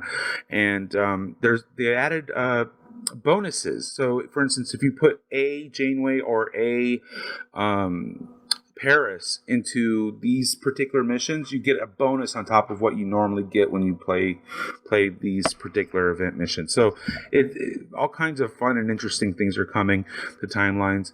I'm looking forward to this next update. So yeah, yay for timelines. Did they give any indication of like what kind of growth they have as far as people playing? You mean in terms of numbers? No, yeah. Not really. The kind of information they do provide is usually like what the highest level character is, and which is 99. There is a bug keeping people from hitting 100, and that there are dozens of level 99 characters at this point. Oh wow! Which is kind of phenomenal. Yeah. They tell us who the highest level crew member is, and it varies, but the first one that actually made it to 99, I want to say, was a Pulaski. But nice. It could also be it could have also have been, I'm trying to remember, it's been a few weeks since they discussed it. It could have also been my mind just went blank on her name. Ahura. Oh, okay. One of the Ahuras is also really up there. So yeah, that's the kind of information they do give. I'm not sure if they'll ever release how many people are actually playing. Well, that's cool. I'm Yeah. excited to hear about that news and some of the new tweaks that are coming out. I am still facing some unfortunate issues. I really do have to switch to the Android. I think the game doesn't is just not stable enough on my I would say older iOS device, my iPad. I'm sorry to hear that. I panicked last night, Mike. You should have seen. I bought a one of the Tasha Yar packs, right? Mhm. And so that's like $650 lithium, which is not cheap. Yeah, And this is the yesterday's Enterprise variant. yeah, and you get a chance at getting the yesterday's Enterprise Tasha Yar, but I panicked because as the game, as the time portal was giving out the new crew members and ship schematics, Mhm. You one of the big experienced a things crash? popped up where you get to choose one of the three, Uh-huh. and the game crashed on me Behold. Oh. before I could choose. Oh man. And I started to panic, thinking, did I just waste $650? Luckily, however, when I signed back into the game and the game reloaded, it popped right back to where it was. Right And on. I was able to select the, what was it? I got an O'Brien. I took the O'Brien. Right on. The O'Brien one.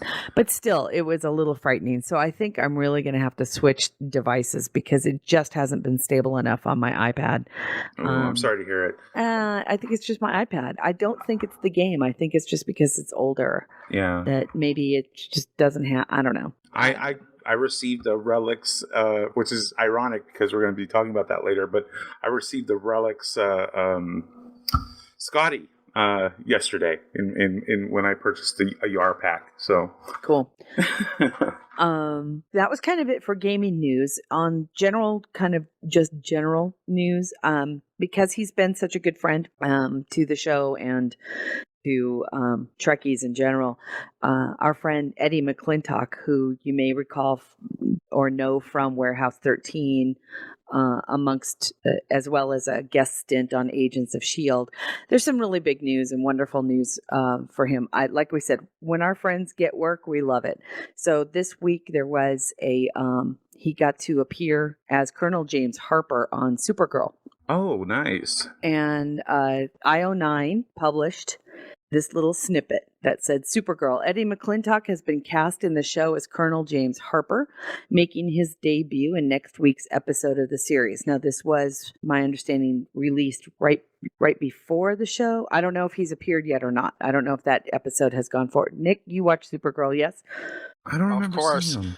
It wasn't this. It wasn't this week, so it's next week's episode. Does that Cool. make him the first actor to kind of have done Marvel And Cinematic DC? Universe and DC? I don't know. That's a good question. Well, either way, in the comics, Harper, a cop rather than a military figure, is the alter ego of the superhero Guardian, a Captain America-esque shield-wielding hero who operates at peak human strength and agility.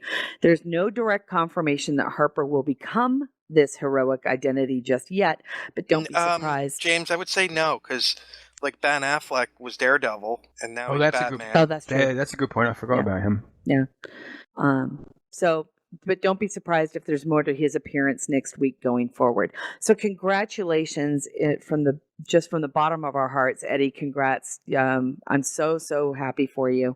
I'm glad you got the role. I saw the pictures of you on set with all the actors from the episode you were in. It just looks like a kick. See, now I'm thinking, Quick question, James. oh, Natalie Portman. Just thought of that. Mm-hmm. I have a quick question for James. Have you checked out timelines at all, James? Yeah, I when I was at Destination Star Trek, actually, I talked to the guys who were there, and they were just putting the stuff together at that time. Yeah. I haven't had a chance to play it yet because, of course, I need another game in my life that will siphon off all of my time. But, true. That's true. Yeah. To be honest, the last Star Trek game I've been playing was actually the Wrath of Gems game on my Okay. phone. Oh yeah. Because you can Well- kind of dip in and out of that. But yeah, Timelines does look like a lot of fun. And it has a great story too. I'm not sure if you're familiar with the story, but yeah, it's another one of it's another one of those Star Trek games that is really story driven, like Stowe is. So yeah, I think it's a cool idea. They've got the ability to create the sort of like the fantasy football dream team crew kind of thing. I think is a really clever mechanic. Agreed. Yep, it's been fun. It really has been. Okay, well, shall we get to unofficial Oh, predictions? wait a minute. Wait a What? minute. What? James has me thinking here. Tommy Lee Jones. Oh. He was Oh, Two-Face, and he was also in Captain America. Wow, see, I've opened up a can of worms here now, haven't I? with Yeah, this? now I'm going to be thinking about this all day. He's going to be making a list. British bastard. Mind you, I mean, mostly what we've been talking about here is The television shows. television shows, although a lot But of the you references... said Marvel and DC Universe. But it's true, but I was thinking more kind of there's TV. Melissa but- Benoist. Oh, God. What? I'm in love with her. Supergirl. Oh, yeah. She's adorable. Oh. I'm so pleased they're going to do like a Flash crossover now because I watch all of the superhero shows. I mean, yeah, I'm a nerd, of course I do, right? And my missus, she really likes Supergirl. It's not my favorite show. It doesn't really kind of connect with me that well, but She just I is like so Flash. good as Kara. You know, she's kind of warm and fuzzy, and she says that. What's the word I'm looking for? She's just so nice. She's the nicest superhero and on that's television. why the last episode had me screaming at the television. when she was Spoilers. Spoilers. Oh, you Yeah, haven't got it? We haven't got them over here we've only had like the first season over here in the UK so far. So we had a break over Christmas and we haven't caught back up with them yet. Okay. Well, the only thing I'll tell you is she was exposed to red kryptonite. Oh, I did see a picture of her like dressed as kind of in the black outfit doing the thing that's the flicking the peanuts across Yeah. Yeah, which is I love the fact that they did that little homage to the Yeah, Christopher Superman Reeve 3. movie. Yeah. That's cool. Yeah, that's the first thing I thought of when I saw that. And Kara being Kara, you know, she's so sweet and everything. And this, I was screaming at the TV. That's totally Don't take- great though, because that's don't what take that's my what works love. the best about it. So that's great, you know. But it's really cool when they do stuff like that when when they go back to the source material but do it in a different way. I mean, there's I don't know if you guys have seen it yet. There's an episode coming up which is based on a very famous Superman comic called The Man Who Has Everything, and it's an alternate universe story, but it's very cleverly done. In the original comic, what happens is, I think it's like Batman, Robin, and Wonder Woman come to see Superman in the Fortress of Solitude because it's his birthday, and they've brought him all these presents, right? And because it is, what do you get the man who has everything, right? But when they get there, they find him, and he's just like lying on the ground, drooling with this weird alien plant stuck to his chest. Oh, yeah, I remember that. Yeah, and it's like it's one of this supervillain sent him like a birthday gift, and he opens it up and the plant sort of like jumps on him, and what it does is this thing kind of consumes you, but as you die, you're in this coma where you have this kind of It's a Wonderful Life type style dream sequence where you think you're living this ideal version of your life, and I think for Superman he's back on Krypton. Krypton never blew up, and he sees this whole sort of parallel reality version of his life. They also did that in was it Justice League United or Justice League, one of the cartoons? Yeah, I think so. And so there's an episode of Supergirl coming up, which they just took that idea and did the same thing, where Awesome. she lives out, some of her life on Krypton. Yeah, that episode already happened, at least here in the States. See, that one I'm definitely looking forward to. And I've heard these rumors that there's going to be a Krypton TV show as well. I don't know how true that is. Really? Well, you know how they're doing Gotham for Batman, right? Yeah. So imagine doing Krypton for Superman, same idea, but like the prehistory of Krypton. But it just doesn't appeal to me. But I think Superman's a dick, so. Yeah, well, I love Superman. I really don't. I've never liked Superman. He's a problematic character because he's so powerful. Well, he's a dick. It's difficult to do anything with him because he's so invulnerable and he's got so many sort of different abilities. It's how do you tell a story with a guy who can do the amazing stuff that he can do? But in truth, though, I've always been more of a Marvel fanboy than really a sort of DC Comics fan. I think I kind of tended to connect more with their characters because I always felt, I know it sounds silly to say this when you're talking about superheroes, but I always felt that Marvel characters were a little bit more grounded and a little bit more kind of, I guess, true to life. I always felt like I could sympathize more with somebody like Spider-Man than I could with a guy like Superman who's a strange alien from another planet, whereas Peter Parker being a photographer who got bitten by a radioactive spider, that was more my kind of speed, Well, DC characters tend to be more quote unquote godlike, whereas DC are they're people that have been in one way or another enhanced. Yeah, in it's some interesting way. people talk about Batman as being like an iconic DC character, but I've always thought that he feels He's more way like a more Marvel. Yeah. He's a Marvel Yeah. character in the DC universe, you know? Yeah. He's like, you know, he's an enhanced, well, he's not even that, he's not enhanced like physically. I mean, he's got tech and he's got good training, but he doesn't really have any superpowers. He just has His enhancement happens to be money. Yeah, there you go. That's exactly right. Yeah, So that is true. Like I he was was just- Tony Stark. I Money was is a just now superpower. roaming around on Facebook, and Comic Book Resources has it out there. I guess Jeremy Renner appeared at the Silicon Valley Comic Con this weekend and was asked about whether or not he'd be open to a Hawkeye Netflix series. And I just Awesome. went, oh, I That'd be need awesome. that in Wow. my life. Hawkeye's been one of my favorite superheroes from way back before he was cool, right? You know, I mean, I've always been a fan. Like I said, I've always been a fan of Marvel, and the superheroes that I loved were Iron Man and Hawkeye back when they were not cool. Before any of the movies came along or anything like that, and it's just so good for me as a fan of those characters to see them now in the public consciousness and getting like great stories. Terry, I love a Hawkeye series. Yeah, I would love it too. I'll take it up one notch. Have it be a duo. A Black two Widow, people. Black Widow and Hawkeye. Yeah, to have them together and just going on little adventures every week. I want to see what the fuck happened in Budapest. That's all. See, I would say though, I would not want to see a Black Widow TV series. She deserves a movie. She does. She does. She would be better. I think that would be a much better arena to do a kind of Cold War espionage thriller story about about Black Widow and about like Budapest and all the fallout from that, because that would just be awesome. You know, I want it to happen. Make it happen. Okay. All right. I'll tell you what you want to do is you want to watch that Scarlett Johansson movie Lucy, and just just pretend that it's actually Pretend it's a Natasha Black Romanoff. Widow. Just stop watching it about like the end before the last 5 minutes of the film, and you can pretend it's a Black Widow movie. Oh, that's awesome. We do need to move on. Oh God, we're already 2 hours into the show. Well, listen, I'll leave you guys here then. No, well, we'll have otherwise a we're gonna great.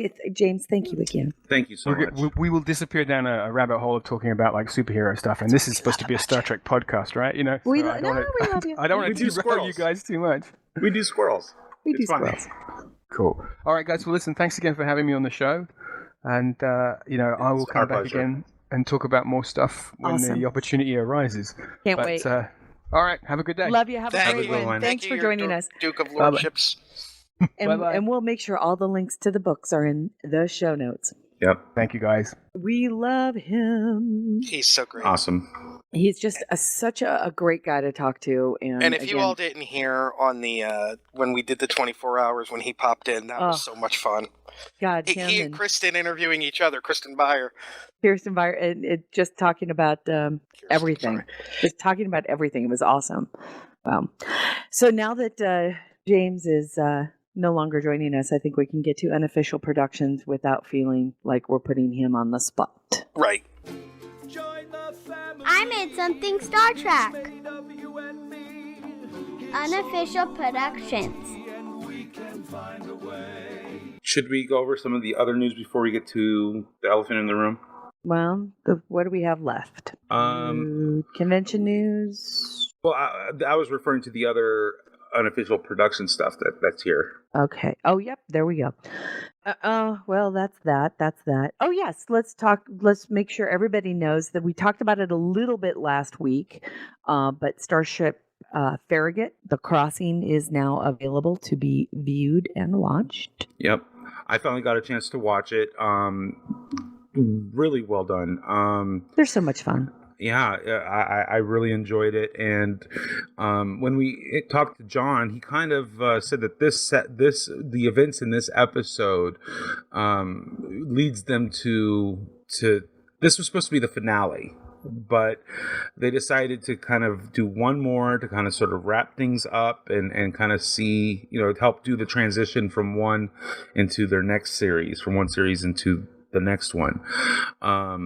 So that's right, because they're moving into a new era of TOS. They're moving from the original series kind of era into the Wrath of Khan era.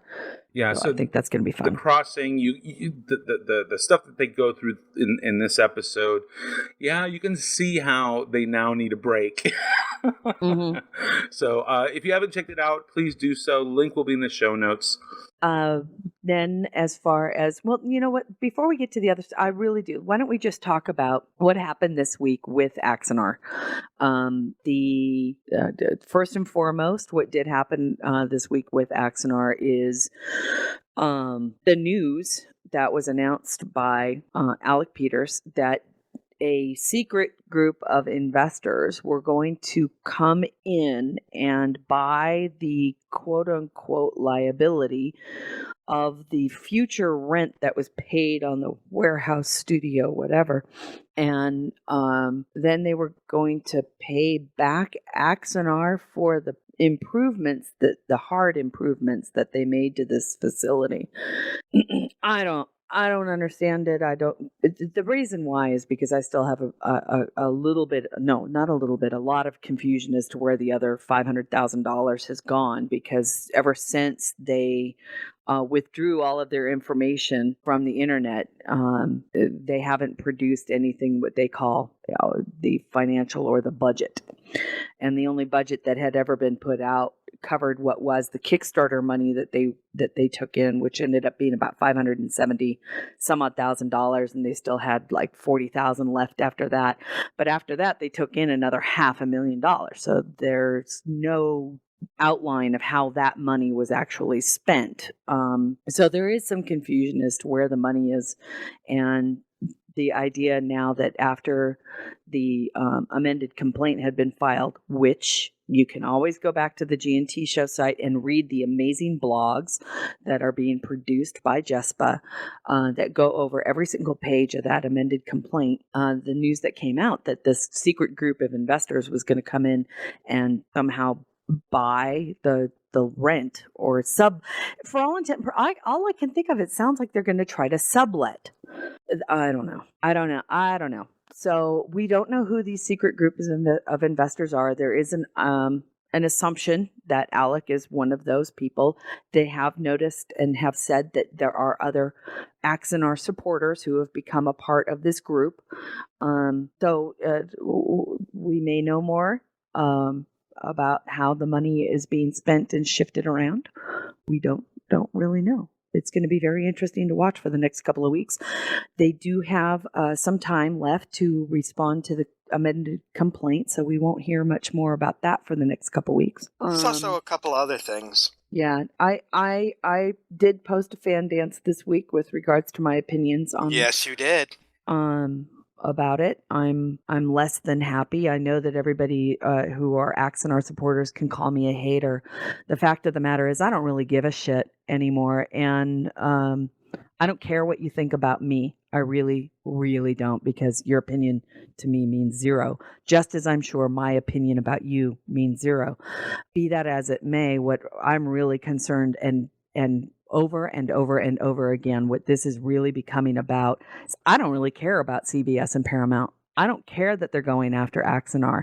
I don't care. I really don't. But what's pissing me off now is I think that the donors got fucked. I just think the donors are getting fucked. I think they're getting fucked in the ass without lube. And don't knock it. Well, there's that, and then there's another aspect to this. Again, now that seeing as though there seems to be some lack of comprehension about what our show is, it's an opinion and an entertainment show, and we get to talk about our opinions. So there. Axanar itself, the Axanar Twitter feed posted, who's the idiot who said Alec is pulling a hefty salary? Not sure what trailer park he lives in, but in Los Angeles, with the number of hours Alec works, that is minimum wage. So, so therein lies my biggest fuckity fuck. I am one, how elitist can you be? And number two, here's so he wants to make a living off of this? Doesn't he have another fucking job? Here's my thing. An E4, which is a pay grade in the Army, it's a specialist. It's the rank below sergeant. with over 6 years of service makes a base pay of $33,500. And this guy just paid himself $38,000 of donor money. And with over 6 years, that means at least one combat tour for most people. So Alec and the rest of the fucking cultists. Yeah, Alec, I said it. Cultists. You want to sue me? Oh, and I'm going to get to that in a minute because Alec yesterday was at. Anyway, hold on. One step at a time. Breathe. The rest of them in his Jonestown that he's created over there want to bitch about him making a salary for a film no one hired him to make. No one in Hollywood hired him. This was a fan production, and I believe from the beginning, at the beginning, it was a fan production. Then he got greedy. But you know what? If you have that much belief that this is the greatest Star Trek script ever, why didn't you take it and shop it and try and have it made by the studio, you scumbag? Is it possible? Here's the thing. Is it possible that he did and he just got rejected? My personal opinion is he's a slime ball in a sea of pus. Okay? Because I have more respect for the honesty of ISIS and Al-Qaeda than I do for Alec Peters. Wow. Because at least they are honest in their aims. See, now they're going to make the argument that they are as well. No, they're not. Because they're going to make the argument. I didn't say that they... poor me. Oh, I only made $38,000. Yeah. Which you put in the financial report on a salary drawn from donations people made for a film to be made, not to pay you. If you had put in Indiegogo and Kickstarter that you were going to pay yourself and use these funds to travel to conventions and to eat sushi, I'll bet you would not have had $1 million plus in donations. Mike? I was just going to say $38,000 for some people is a lot of money. For me, I have to work for more than a couple of years in order to earn that much money. I mean, and he's calling himself, trying to compare himself to someone who is. It's just wow. I'm just appalled. It's very disappointing. And if any Axanar out there, and if you dare you call yourself an Axanar Marine, you fucking dimwits. Let me ask you a question. And seriously, take out how much you hate me right now and all of that. Does Alec deserve more than some kid who's in Walter Reed missing a leg, who makes less than him, who did far more in their 6 years in than he's done in the time that he's had, since 2010, since the first Axanar Rumblings, or 12, to do 7 minutes or 30 minutes of video? Oh, I'm sorry, that was Prelude. That doesn't count. If you listen to them, that's not Axanar, that's Prelude. That doesn't count. So how long was the Vulcan scene that they pulled down thinking they're somehow going to hide it? 30 seconds? Do you really think that you're worth more than somebody with PTSD or TBI? No one hired you to make a salary to make this fucking film. There you go. Donated by people. Right. If you ask yourself, Axanards, Axanites, Axa-douchebags, Axa-douche-canoes, ask yourself, if you put in, I'm going to pay myself $38,000 a year, do you think people would have donated? Now, speaking of donations and donors, there's something really interesting, Starter. Mike, you're a donor. Yes, I'm a donor. And I want to clarify one quick thing about what I had said earlier. That is from my day job. That's right. From what I do for a living and not from anything that we do here at the show. This I do out of the love of my heart. We do this. I just wanted to clarify. Yeah, okay, go ahead, Nick. What was your question? And if anybody wants to know what happened with the donations we got from our fundraiser, I'm sure that we can provide receipts and stuff for the servers and everything. We pay for everything out of our pocket as far as going to conventions. And here's the other, but you know what? And all of that bullshit. But and here's the other thing that I think some people. Well, I want to clarify this, and I need to do it in a less than ragey way. I love you, but you're ragey. I am ragey. Yeah, you are, and I love you. is the fact of the matter, it's moot. We're not infringing on Star Trek. That's all there is to it. We're not. Why? Because we comment on it, we talk about it. And yeah, you can technically say that, the show wouldn't exist without Star Trek. Guess what? You're right. G&T would not exist. However, there's, it's called a hobby, and we put our own money into it, and we pay our own way to market it. Oh, shock of shocks. We don't need, and we had never asked for donor money to do that. The only thing that the donor money has ever, and we say it all the time, the only thing that donor money has ever gone to is the cost of actually producing this show to put it on the air, the cost of the servers and the cost of the chat room apps. That's kind of it. We've purchased everything else. support We've purchased our own microphones. We pay our own way to the conventions.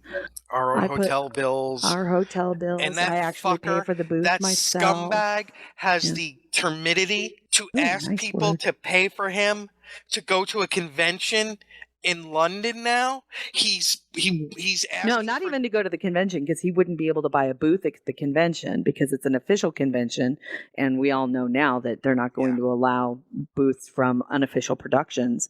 So he's actually asked donors to fly him and others from Axanar, from California to the UK, so he could party with them at a pub. At a nearby pub. No, so it's not even at wherever the convention's at.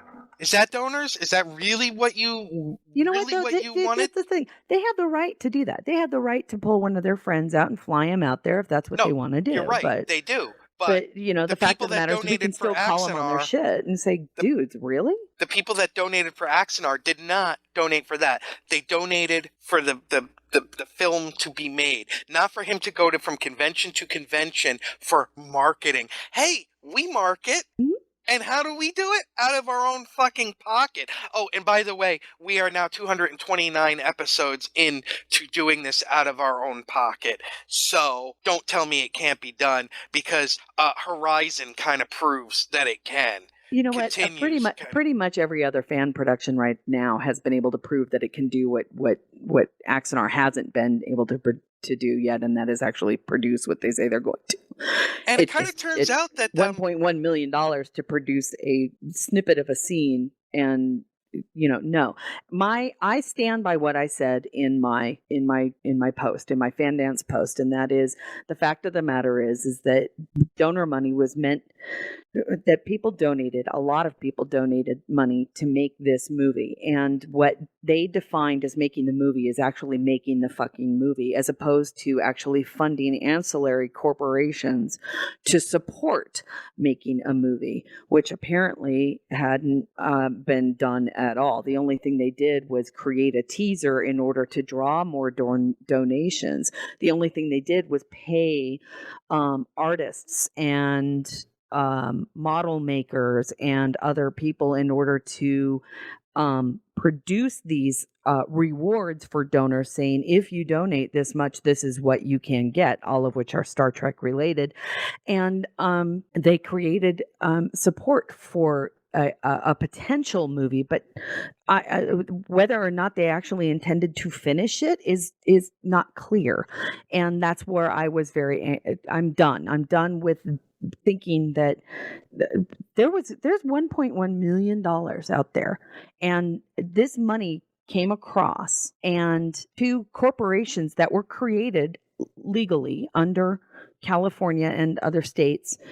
What money went into which corporation, we do not know, but there is an assumption, considering that PropWorks is back in business now, and all of that money was meant to be put into filming a script that had been locked. And donors many donors feel that they have been misled in that they didn't donate to have people go from convention to convention to pitch the movie. They didn't donate to create PropWorks. They didn't donate to carpet an office in a warehouse. They didn't donate to put in phones or desks or create a business. They actually donated so people could throw film into a camera, put actors in front of that camera, and then have some people create some special effects. And the argument that they have been making is, oh, well, we can't do that without an office, is complete and utter bullshit. Do you have a house? Because we do know that it can be done because everybody else has done it that way. Everybody else. Well, there's also a legal issue that someone like Mike, who donated, can take issue with, and it's right in the Kickstarter rules. Isn't that correct, Mike? Oh yeah. I'm sharing the link right now. Oh, I already put it in. Okay. The argument that we haven't sent out our perks because we can't afford it falls into the category of tough shit, not the donor's problem. Yeah. See, because in section 4 of the Kickstarter contract, it says straight up they have to. One thing that Kajiro Vance has put in here too is one thing that we really did want to kind of touch on, and I know our show is going really, really long today, but my concern again isn't so much CBS and Paramount having their sued.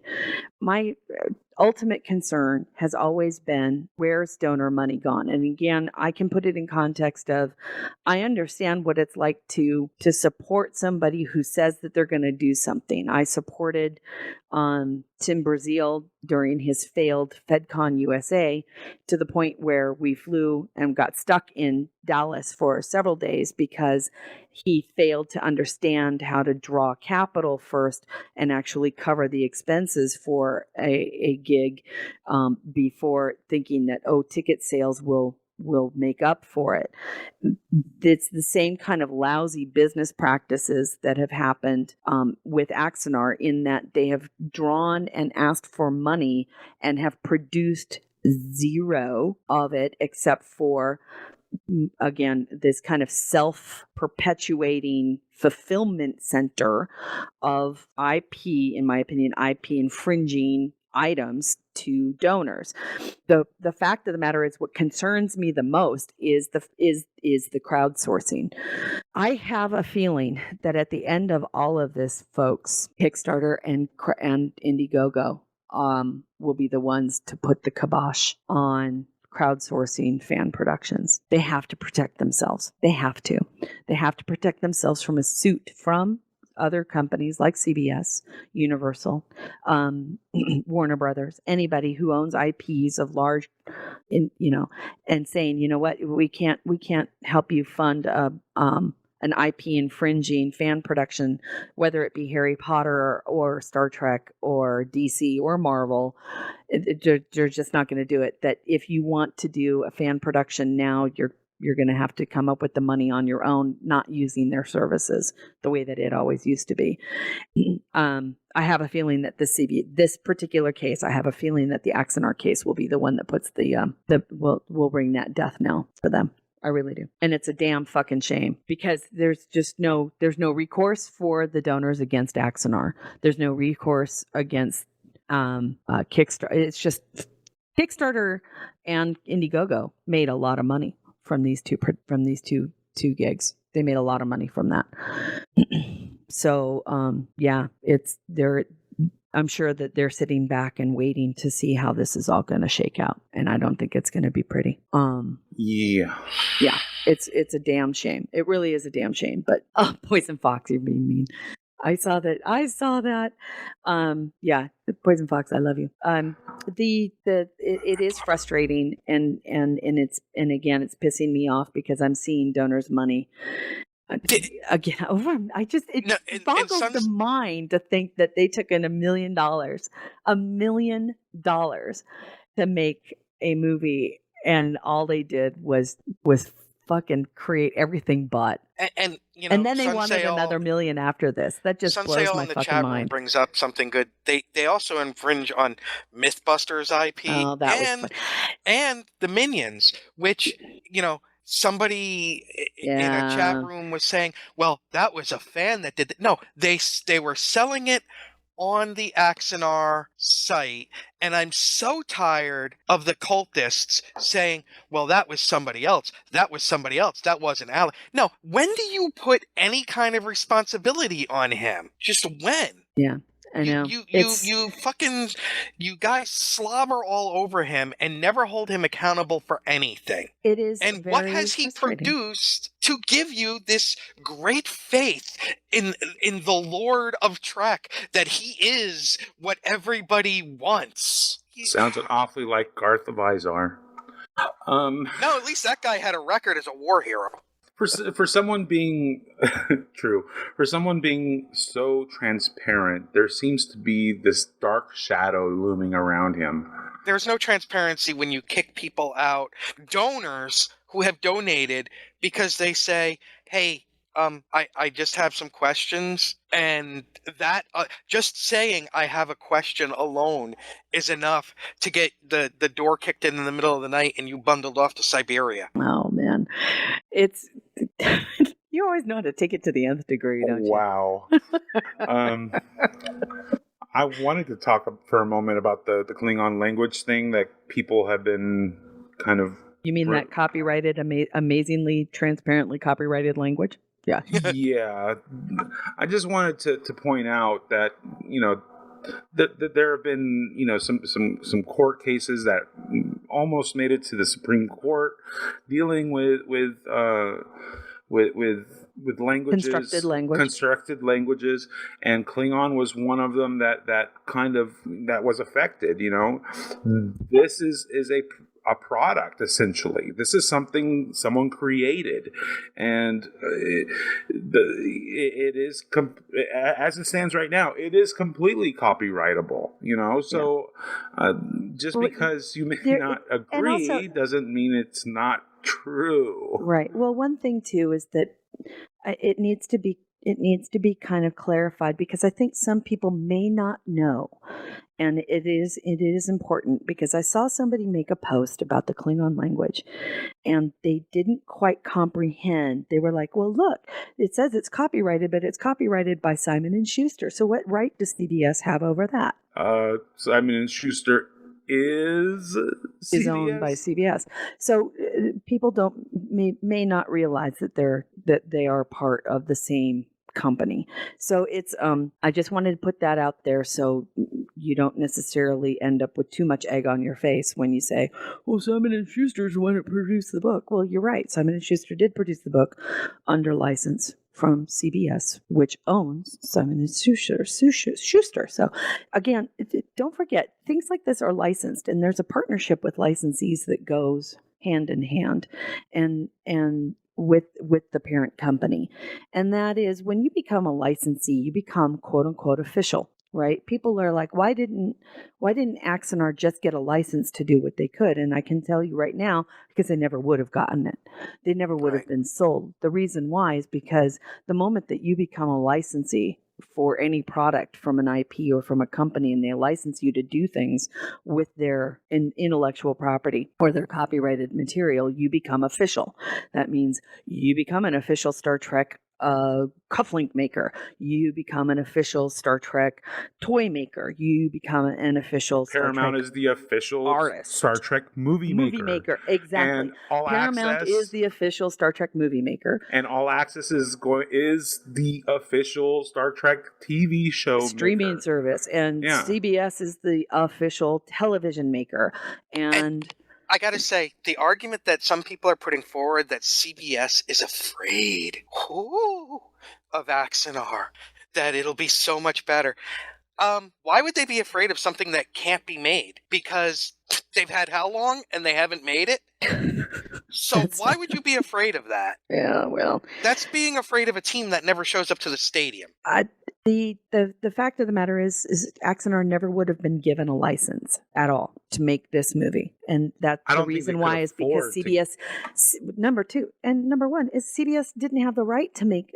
Paramount does, right? So they were making a feature film. Paramount is the official feature film maker for Star Trek.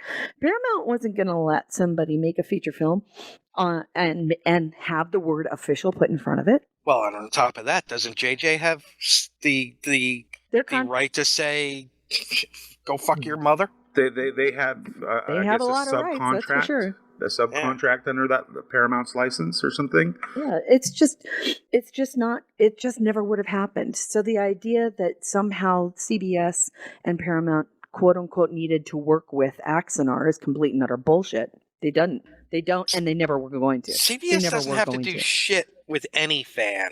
The only thing CBS has to do is answer to their stockholders. Right, under Sarbanes-Oxley. Look that one up.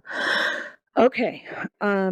So, everybody knows how I feel now, and I know that makes me a hater, and I'm sorry, but I don't think I'm a hater. I would have loved to have seen. You're Terry. I would have loved to have seen a completed project. In my opinion, it's never going to happen now, and that's a damn shame. But you know what? They brought that onto themselves. They really did. They brought this onto themselves. Every time I sit down and I hear more and more, and now they're bringing in a new secret, super secret, SOOPER, super secret investment company to give them money back that we don't know how was spent to begin with, and we don't know how. You know what? Again, if you're a donor, do yourself a favor. Think hard, think critically, and wonder whether or not your money was spent the way that you wanted it to be spent. And, a lot of the, quote, haters would not feel that way if Alec himself and his little team there were just civil to people. If they weren't, as Will Wheaton said, douche canoes. It has been pretty fucking sad. The whole thing has been pretty fucking sad. And again, I think that the biggest losers in this are not the Axanar producers or the writers or the directors. I think the biggest losers on this are everybody who pushed money in to get a Garth of Izar film, and they fucked it up. And for the complete 180-degree opposite, for the Mirror Universe, congratulations to Continues for being granted 501c3 status. Yes. Very, very congratulations. And again, I want to address about showing how to do it correctly and how to deal with fans correctly and to appreciate the people who have supported you. That's the word I've been searching for. There is no appreciation from the Axanar people except for who they think will swallow their spunk. Entitlement. It's also important for us because I know that everybody's going to say, oh my God, they're pro Continues, they're pro New Voyages. Oh, by the way, if you guys are very interested in what James Cawley feels about how his production has gone, you can go to the Trek BBS. I saw this last night. You can go to the Trek BBS bulletin boards. He has been posting there, and I do believe that 1701news.com has covered what he has said about how New Voyages has been produced, how their money has been spent, and oddly enough, like us, we do it from the heart and make dick from it. So we and have correct always me if I'm wrong, Terry, but to get 501c3 status, now you know this, and so I'm asking from a standpoint of ignorance here.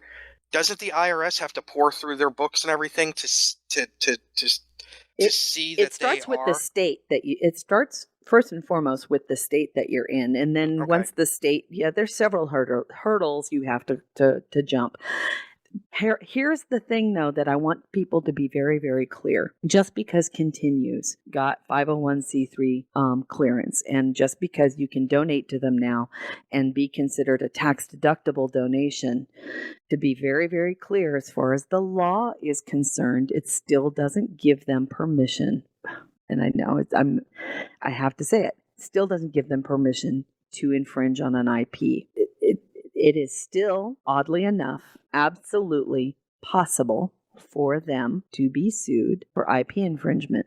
Everybody, there are some confusion and some arguments about, well, if there's a nonprofit organization, people can be paid salaries, like the Red Cross. Absolutely.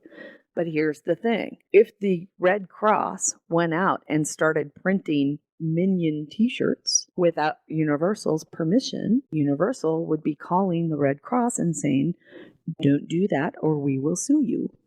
believe it or not, that 501c3 charitable organization can still breach property. And so don't think that everything is safe. I really just, I don't want to say, don't, just be very, very careful in thinking that just because they're a 501c3 now that arguments couldn't be made, because technically they could be. All right. So I know I'm being a downer, and I know but the facts are the facts. And that is, at this time, there is no indication that that's there's going no to indication. Absolutely not. There's no indication. But I the just want people. possibility I just does want people. exist. I'm a skeptic, right? Yeah. And I've told everybody I am a skeptic, and I have to be very concerned for everybody, including those people with you never know what CBS and Paramount are going to do. And it might be pushed and pushed and pushed because of what's happening with Axanar. And if my gut is right, that's exactly what Alec and Clan want to do. And that is, if they're going to shit in the sandbox, they're beginning to already. And he's claimed that they're very close. Everything with them is very close. Very close. We're very close. Yeah. Okay. That they're very close to getting a 501c3. Yeah, your books would have to be gone through by the IRS, who don't give a fuck who you are. And don't they also become public? Yes. You really think that he's put in for that? And that he can stand up to that kind of scrutiny? Well, he has to get all the money into the private investors' hands first. Well, he said he's already done it, though. He's already applied for 501c3. Right. So right. all this shell game why shit not that's going on. But if you're going to start off with clean books, I know. I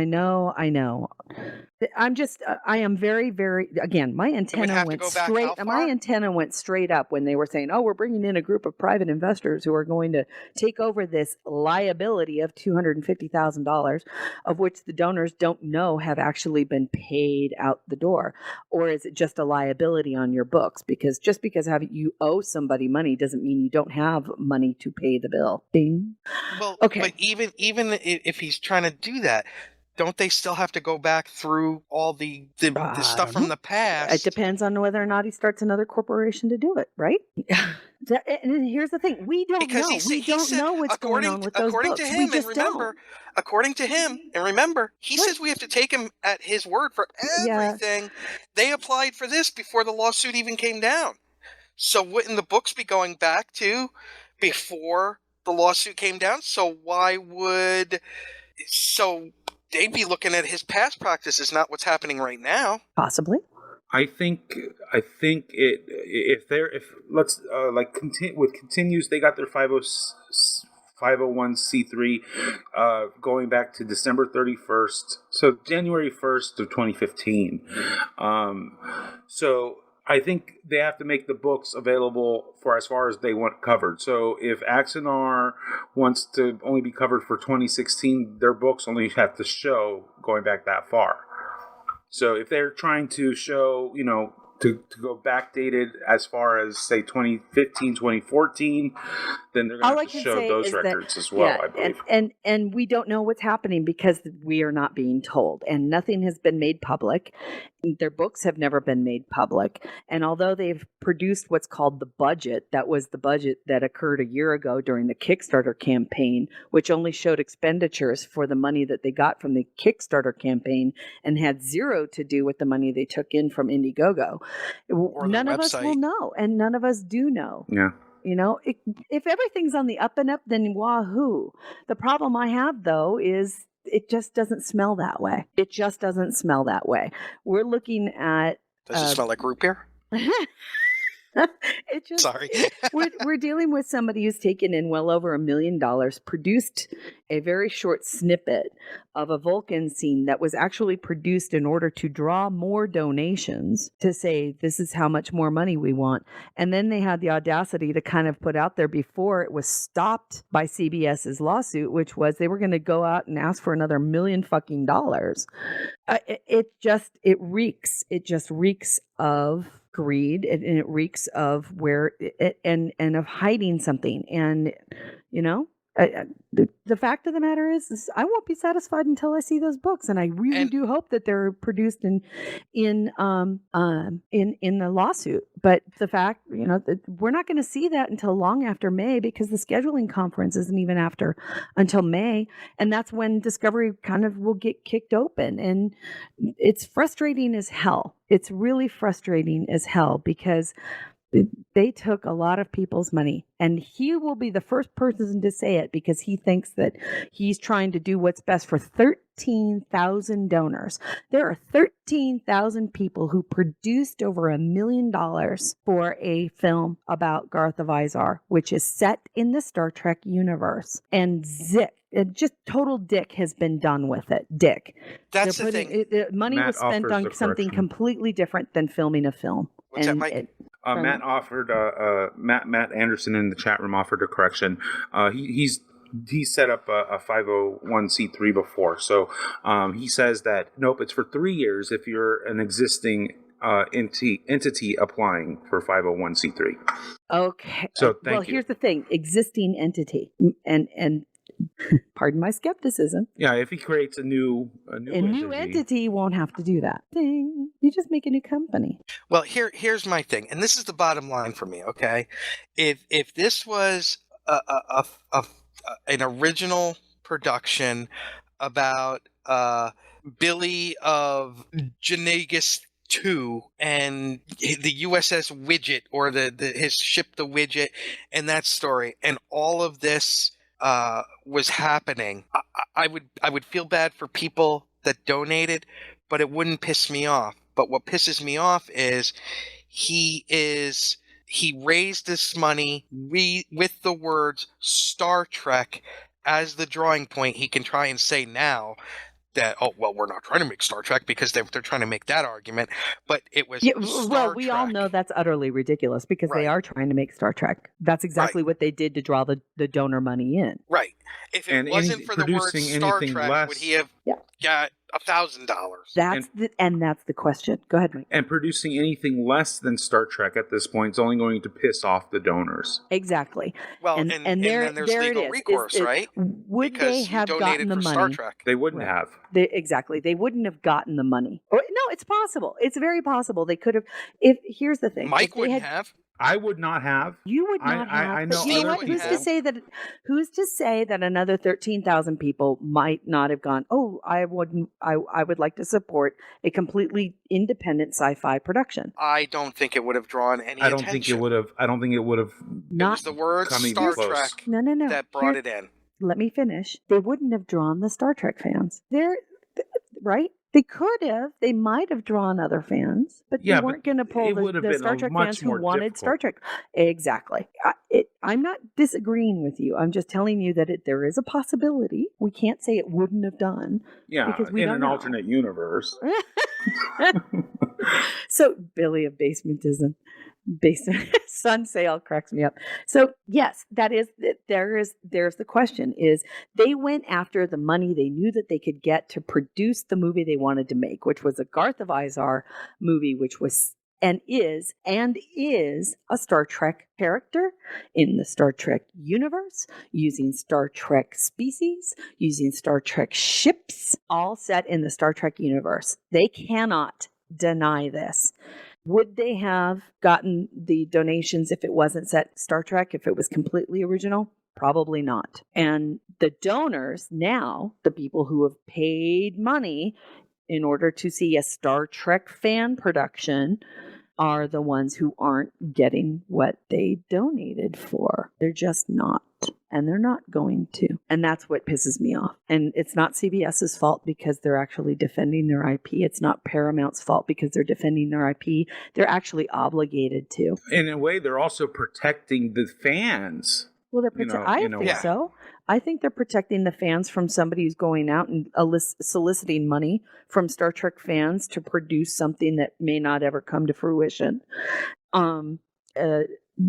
They're also, like I said, they're obliged. Their boards of directors, these are public companies, and they are obliged under Sarbanes-Oxley to protect their property from people who might give it a bad name, and taking $1.1 million from Star Trek fans to create and fund multiple corporations and companies, as opposed to just going out and doing something sweet and from the heart.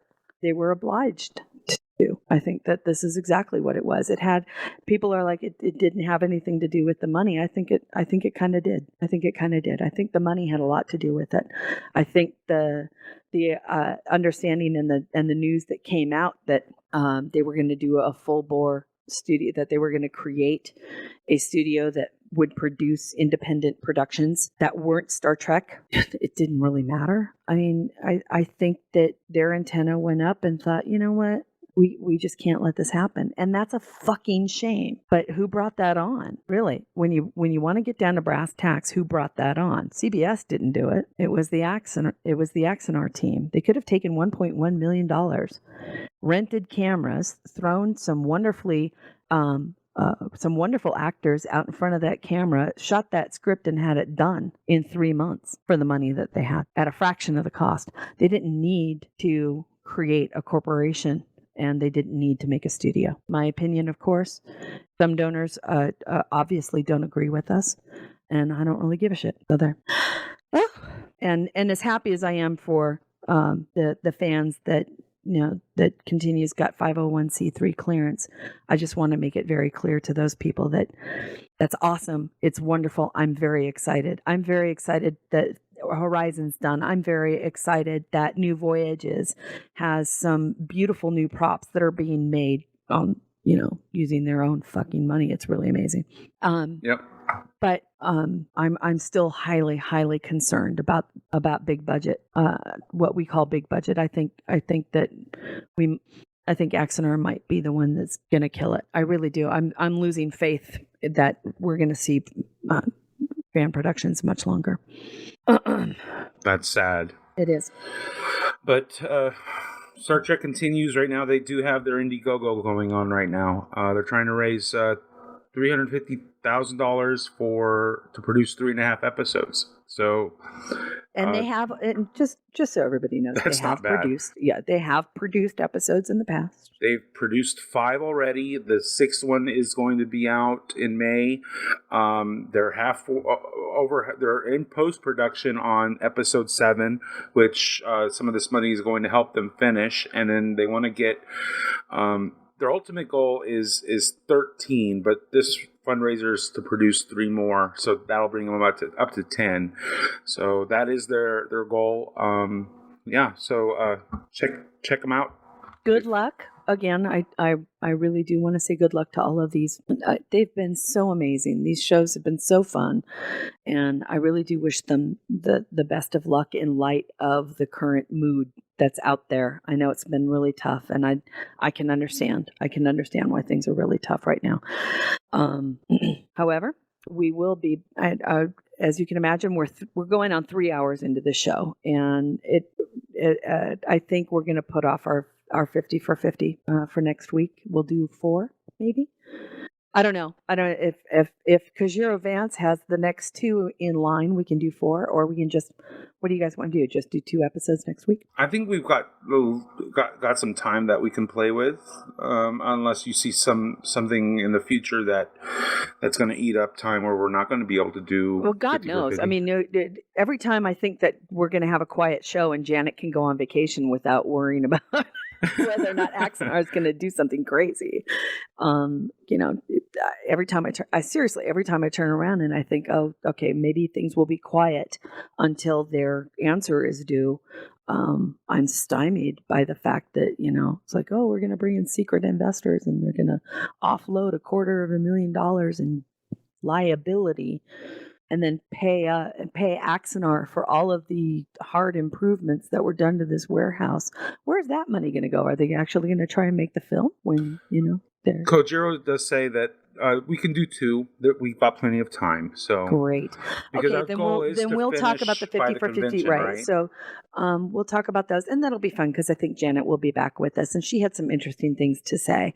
Yeah, she emailed us her thoughts, but we'll just We want to We'll hear let it her from the talk horse's about him mouth. on her own. Okay, crazy episode, you guys. And again, we are the G&T show. We're opinionated as shit. And if you don't like it, stuff it. Is that right, Nick? Isn't that it?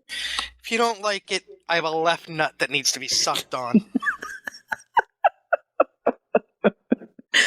Oh my God. Wow. We love you guys so very much. And thanks for letting us rant. And we know that not Wait a all minute, of you agree. I'm confused. We have time to do the 50 for 50, or we don't? No, we don't. We're not. We have time between now and Between our now, end now date. and then. Oh, Our time end between now and The end date is the convention. The convention. Right. Okay. All right. So I we have understand. time to kind of. I was you know, confused. Yeah. It's funny, Jay Galloway says Nick was very quiet most of the show, and I thought, but when he spoke. Yeah.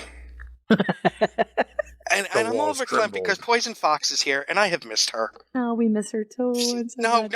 I love her. I love her. She's my partner. And She's my, Son she's and my everybody- security partner. And Son and everybody at Club 602. We just want to say we love you so very much. And do? This week's episode, I just you Wait guys a minute. crack We me up. do? Yeah, we do. We love. Oh, them. yeah, we do. We love them because they offend Who else do we everybody. love? Tell And me who else we love. yeah.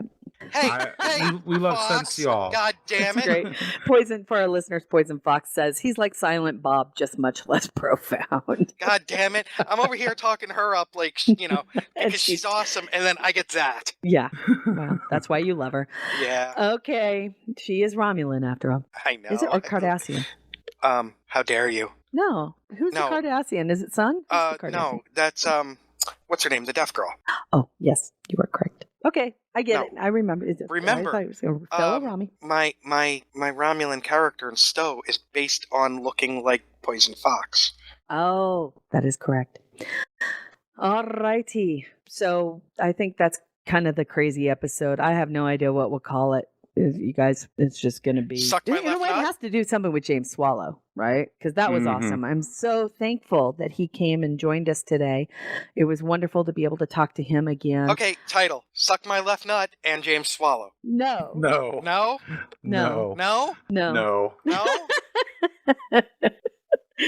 Have a record great is skipping. weekend, everybody. We will be back next week, which will be Palm Sunday. No, that's Wow. today. Yeah, It'll be that's today, Easter. Terry. Are we going to do a show on Easter? Do you guys have the time? I do. It's I it's early. for I'm me. in.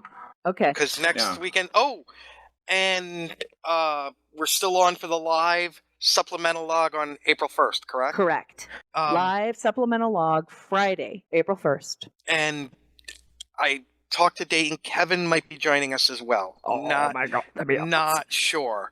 Wow. And I really do have to go because I actually have to clean up my house a little bit Okay. because Gingy's coming over. But Dayton will have artwork to share with us regarding the super Did you? secret project. Sweet. So Wow. just so you know. Gingy's coming over. Say hi for me.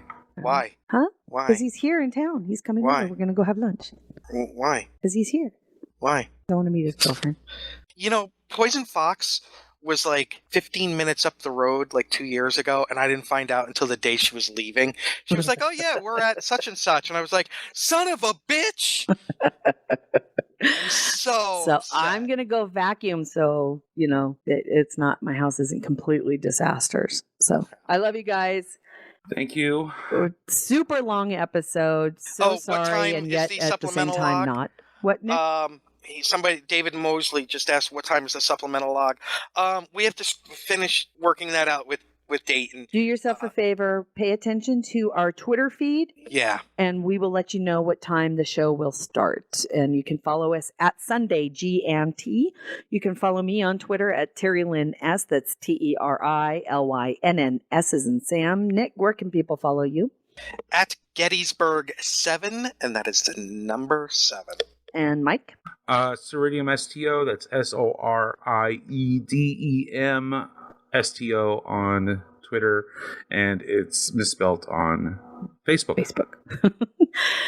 Thanks again, everybody, for joining us. Join us next week on Easter Sunday. Hopefully, you'll all be bright and chipper and joining us for episode 230.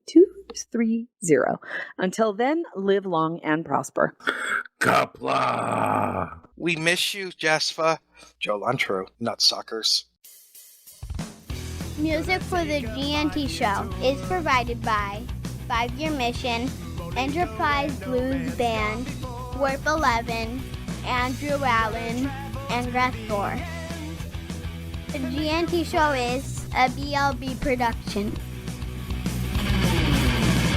Move ahead, walk back to 10. Put a mini skirt on Mayo Man. Represent the human race. And we make space a happy place. To boldly go where no man's gone before. I think I've sang that line once before, but I'm not too sure. We'll be so happy, can't you see? A zero-G community. Gonna travel to new worlds. Beam on down and meet some green girls. Gonna see what we can see. A fancy-free galaxy. To boldly go where no man's gone before. I think I sang that line once before, but I'm not too sure. We'll be so happy, can't you see? A zero-G community.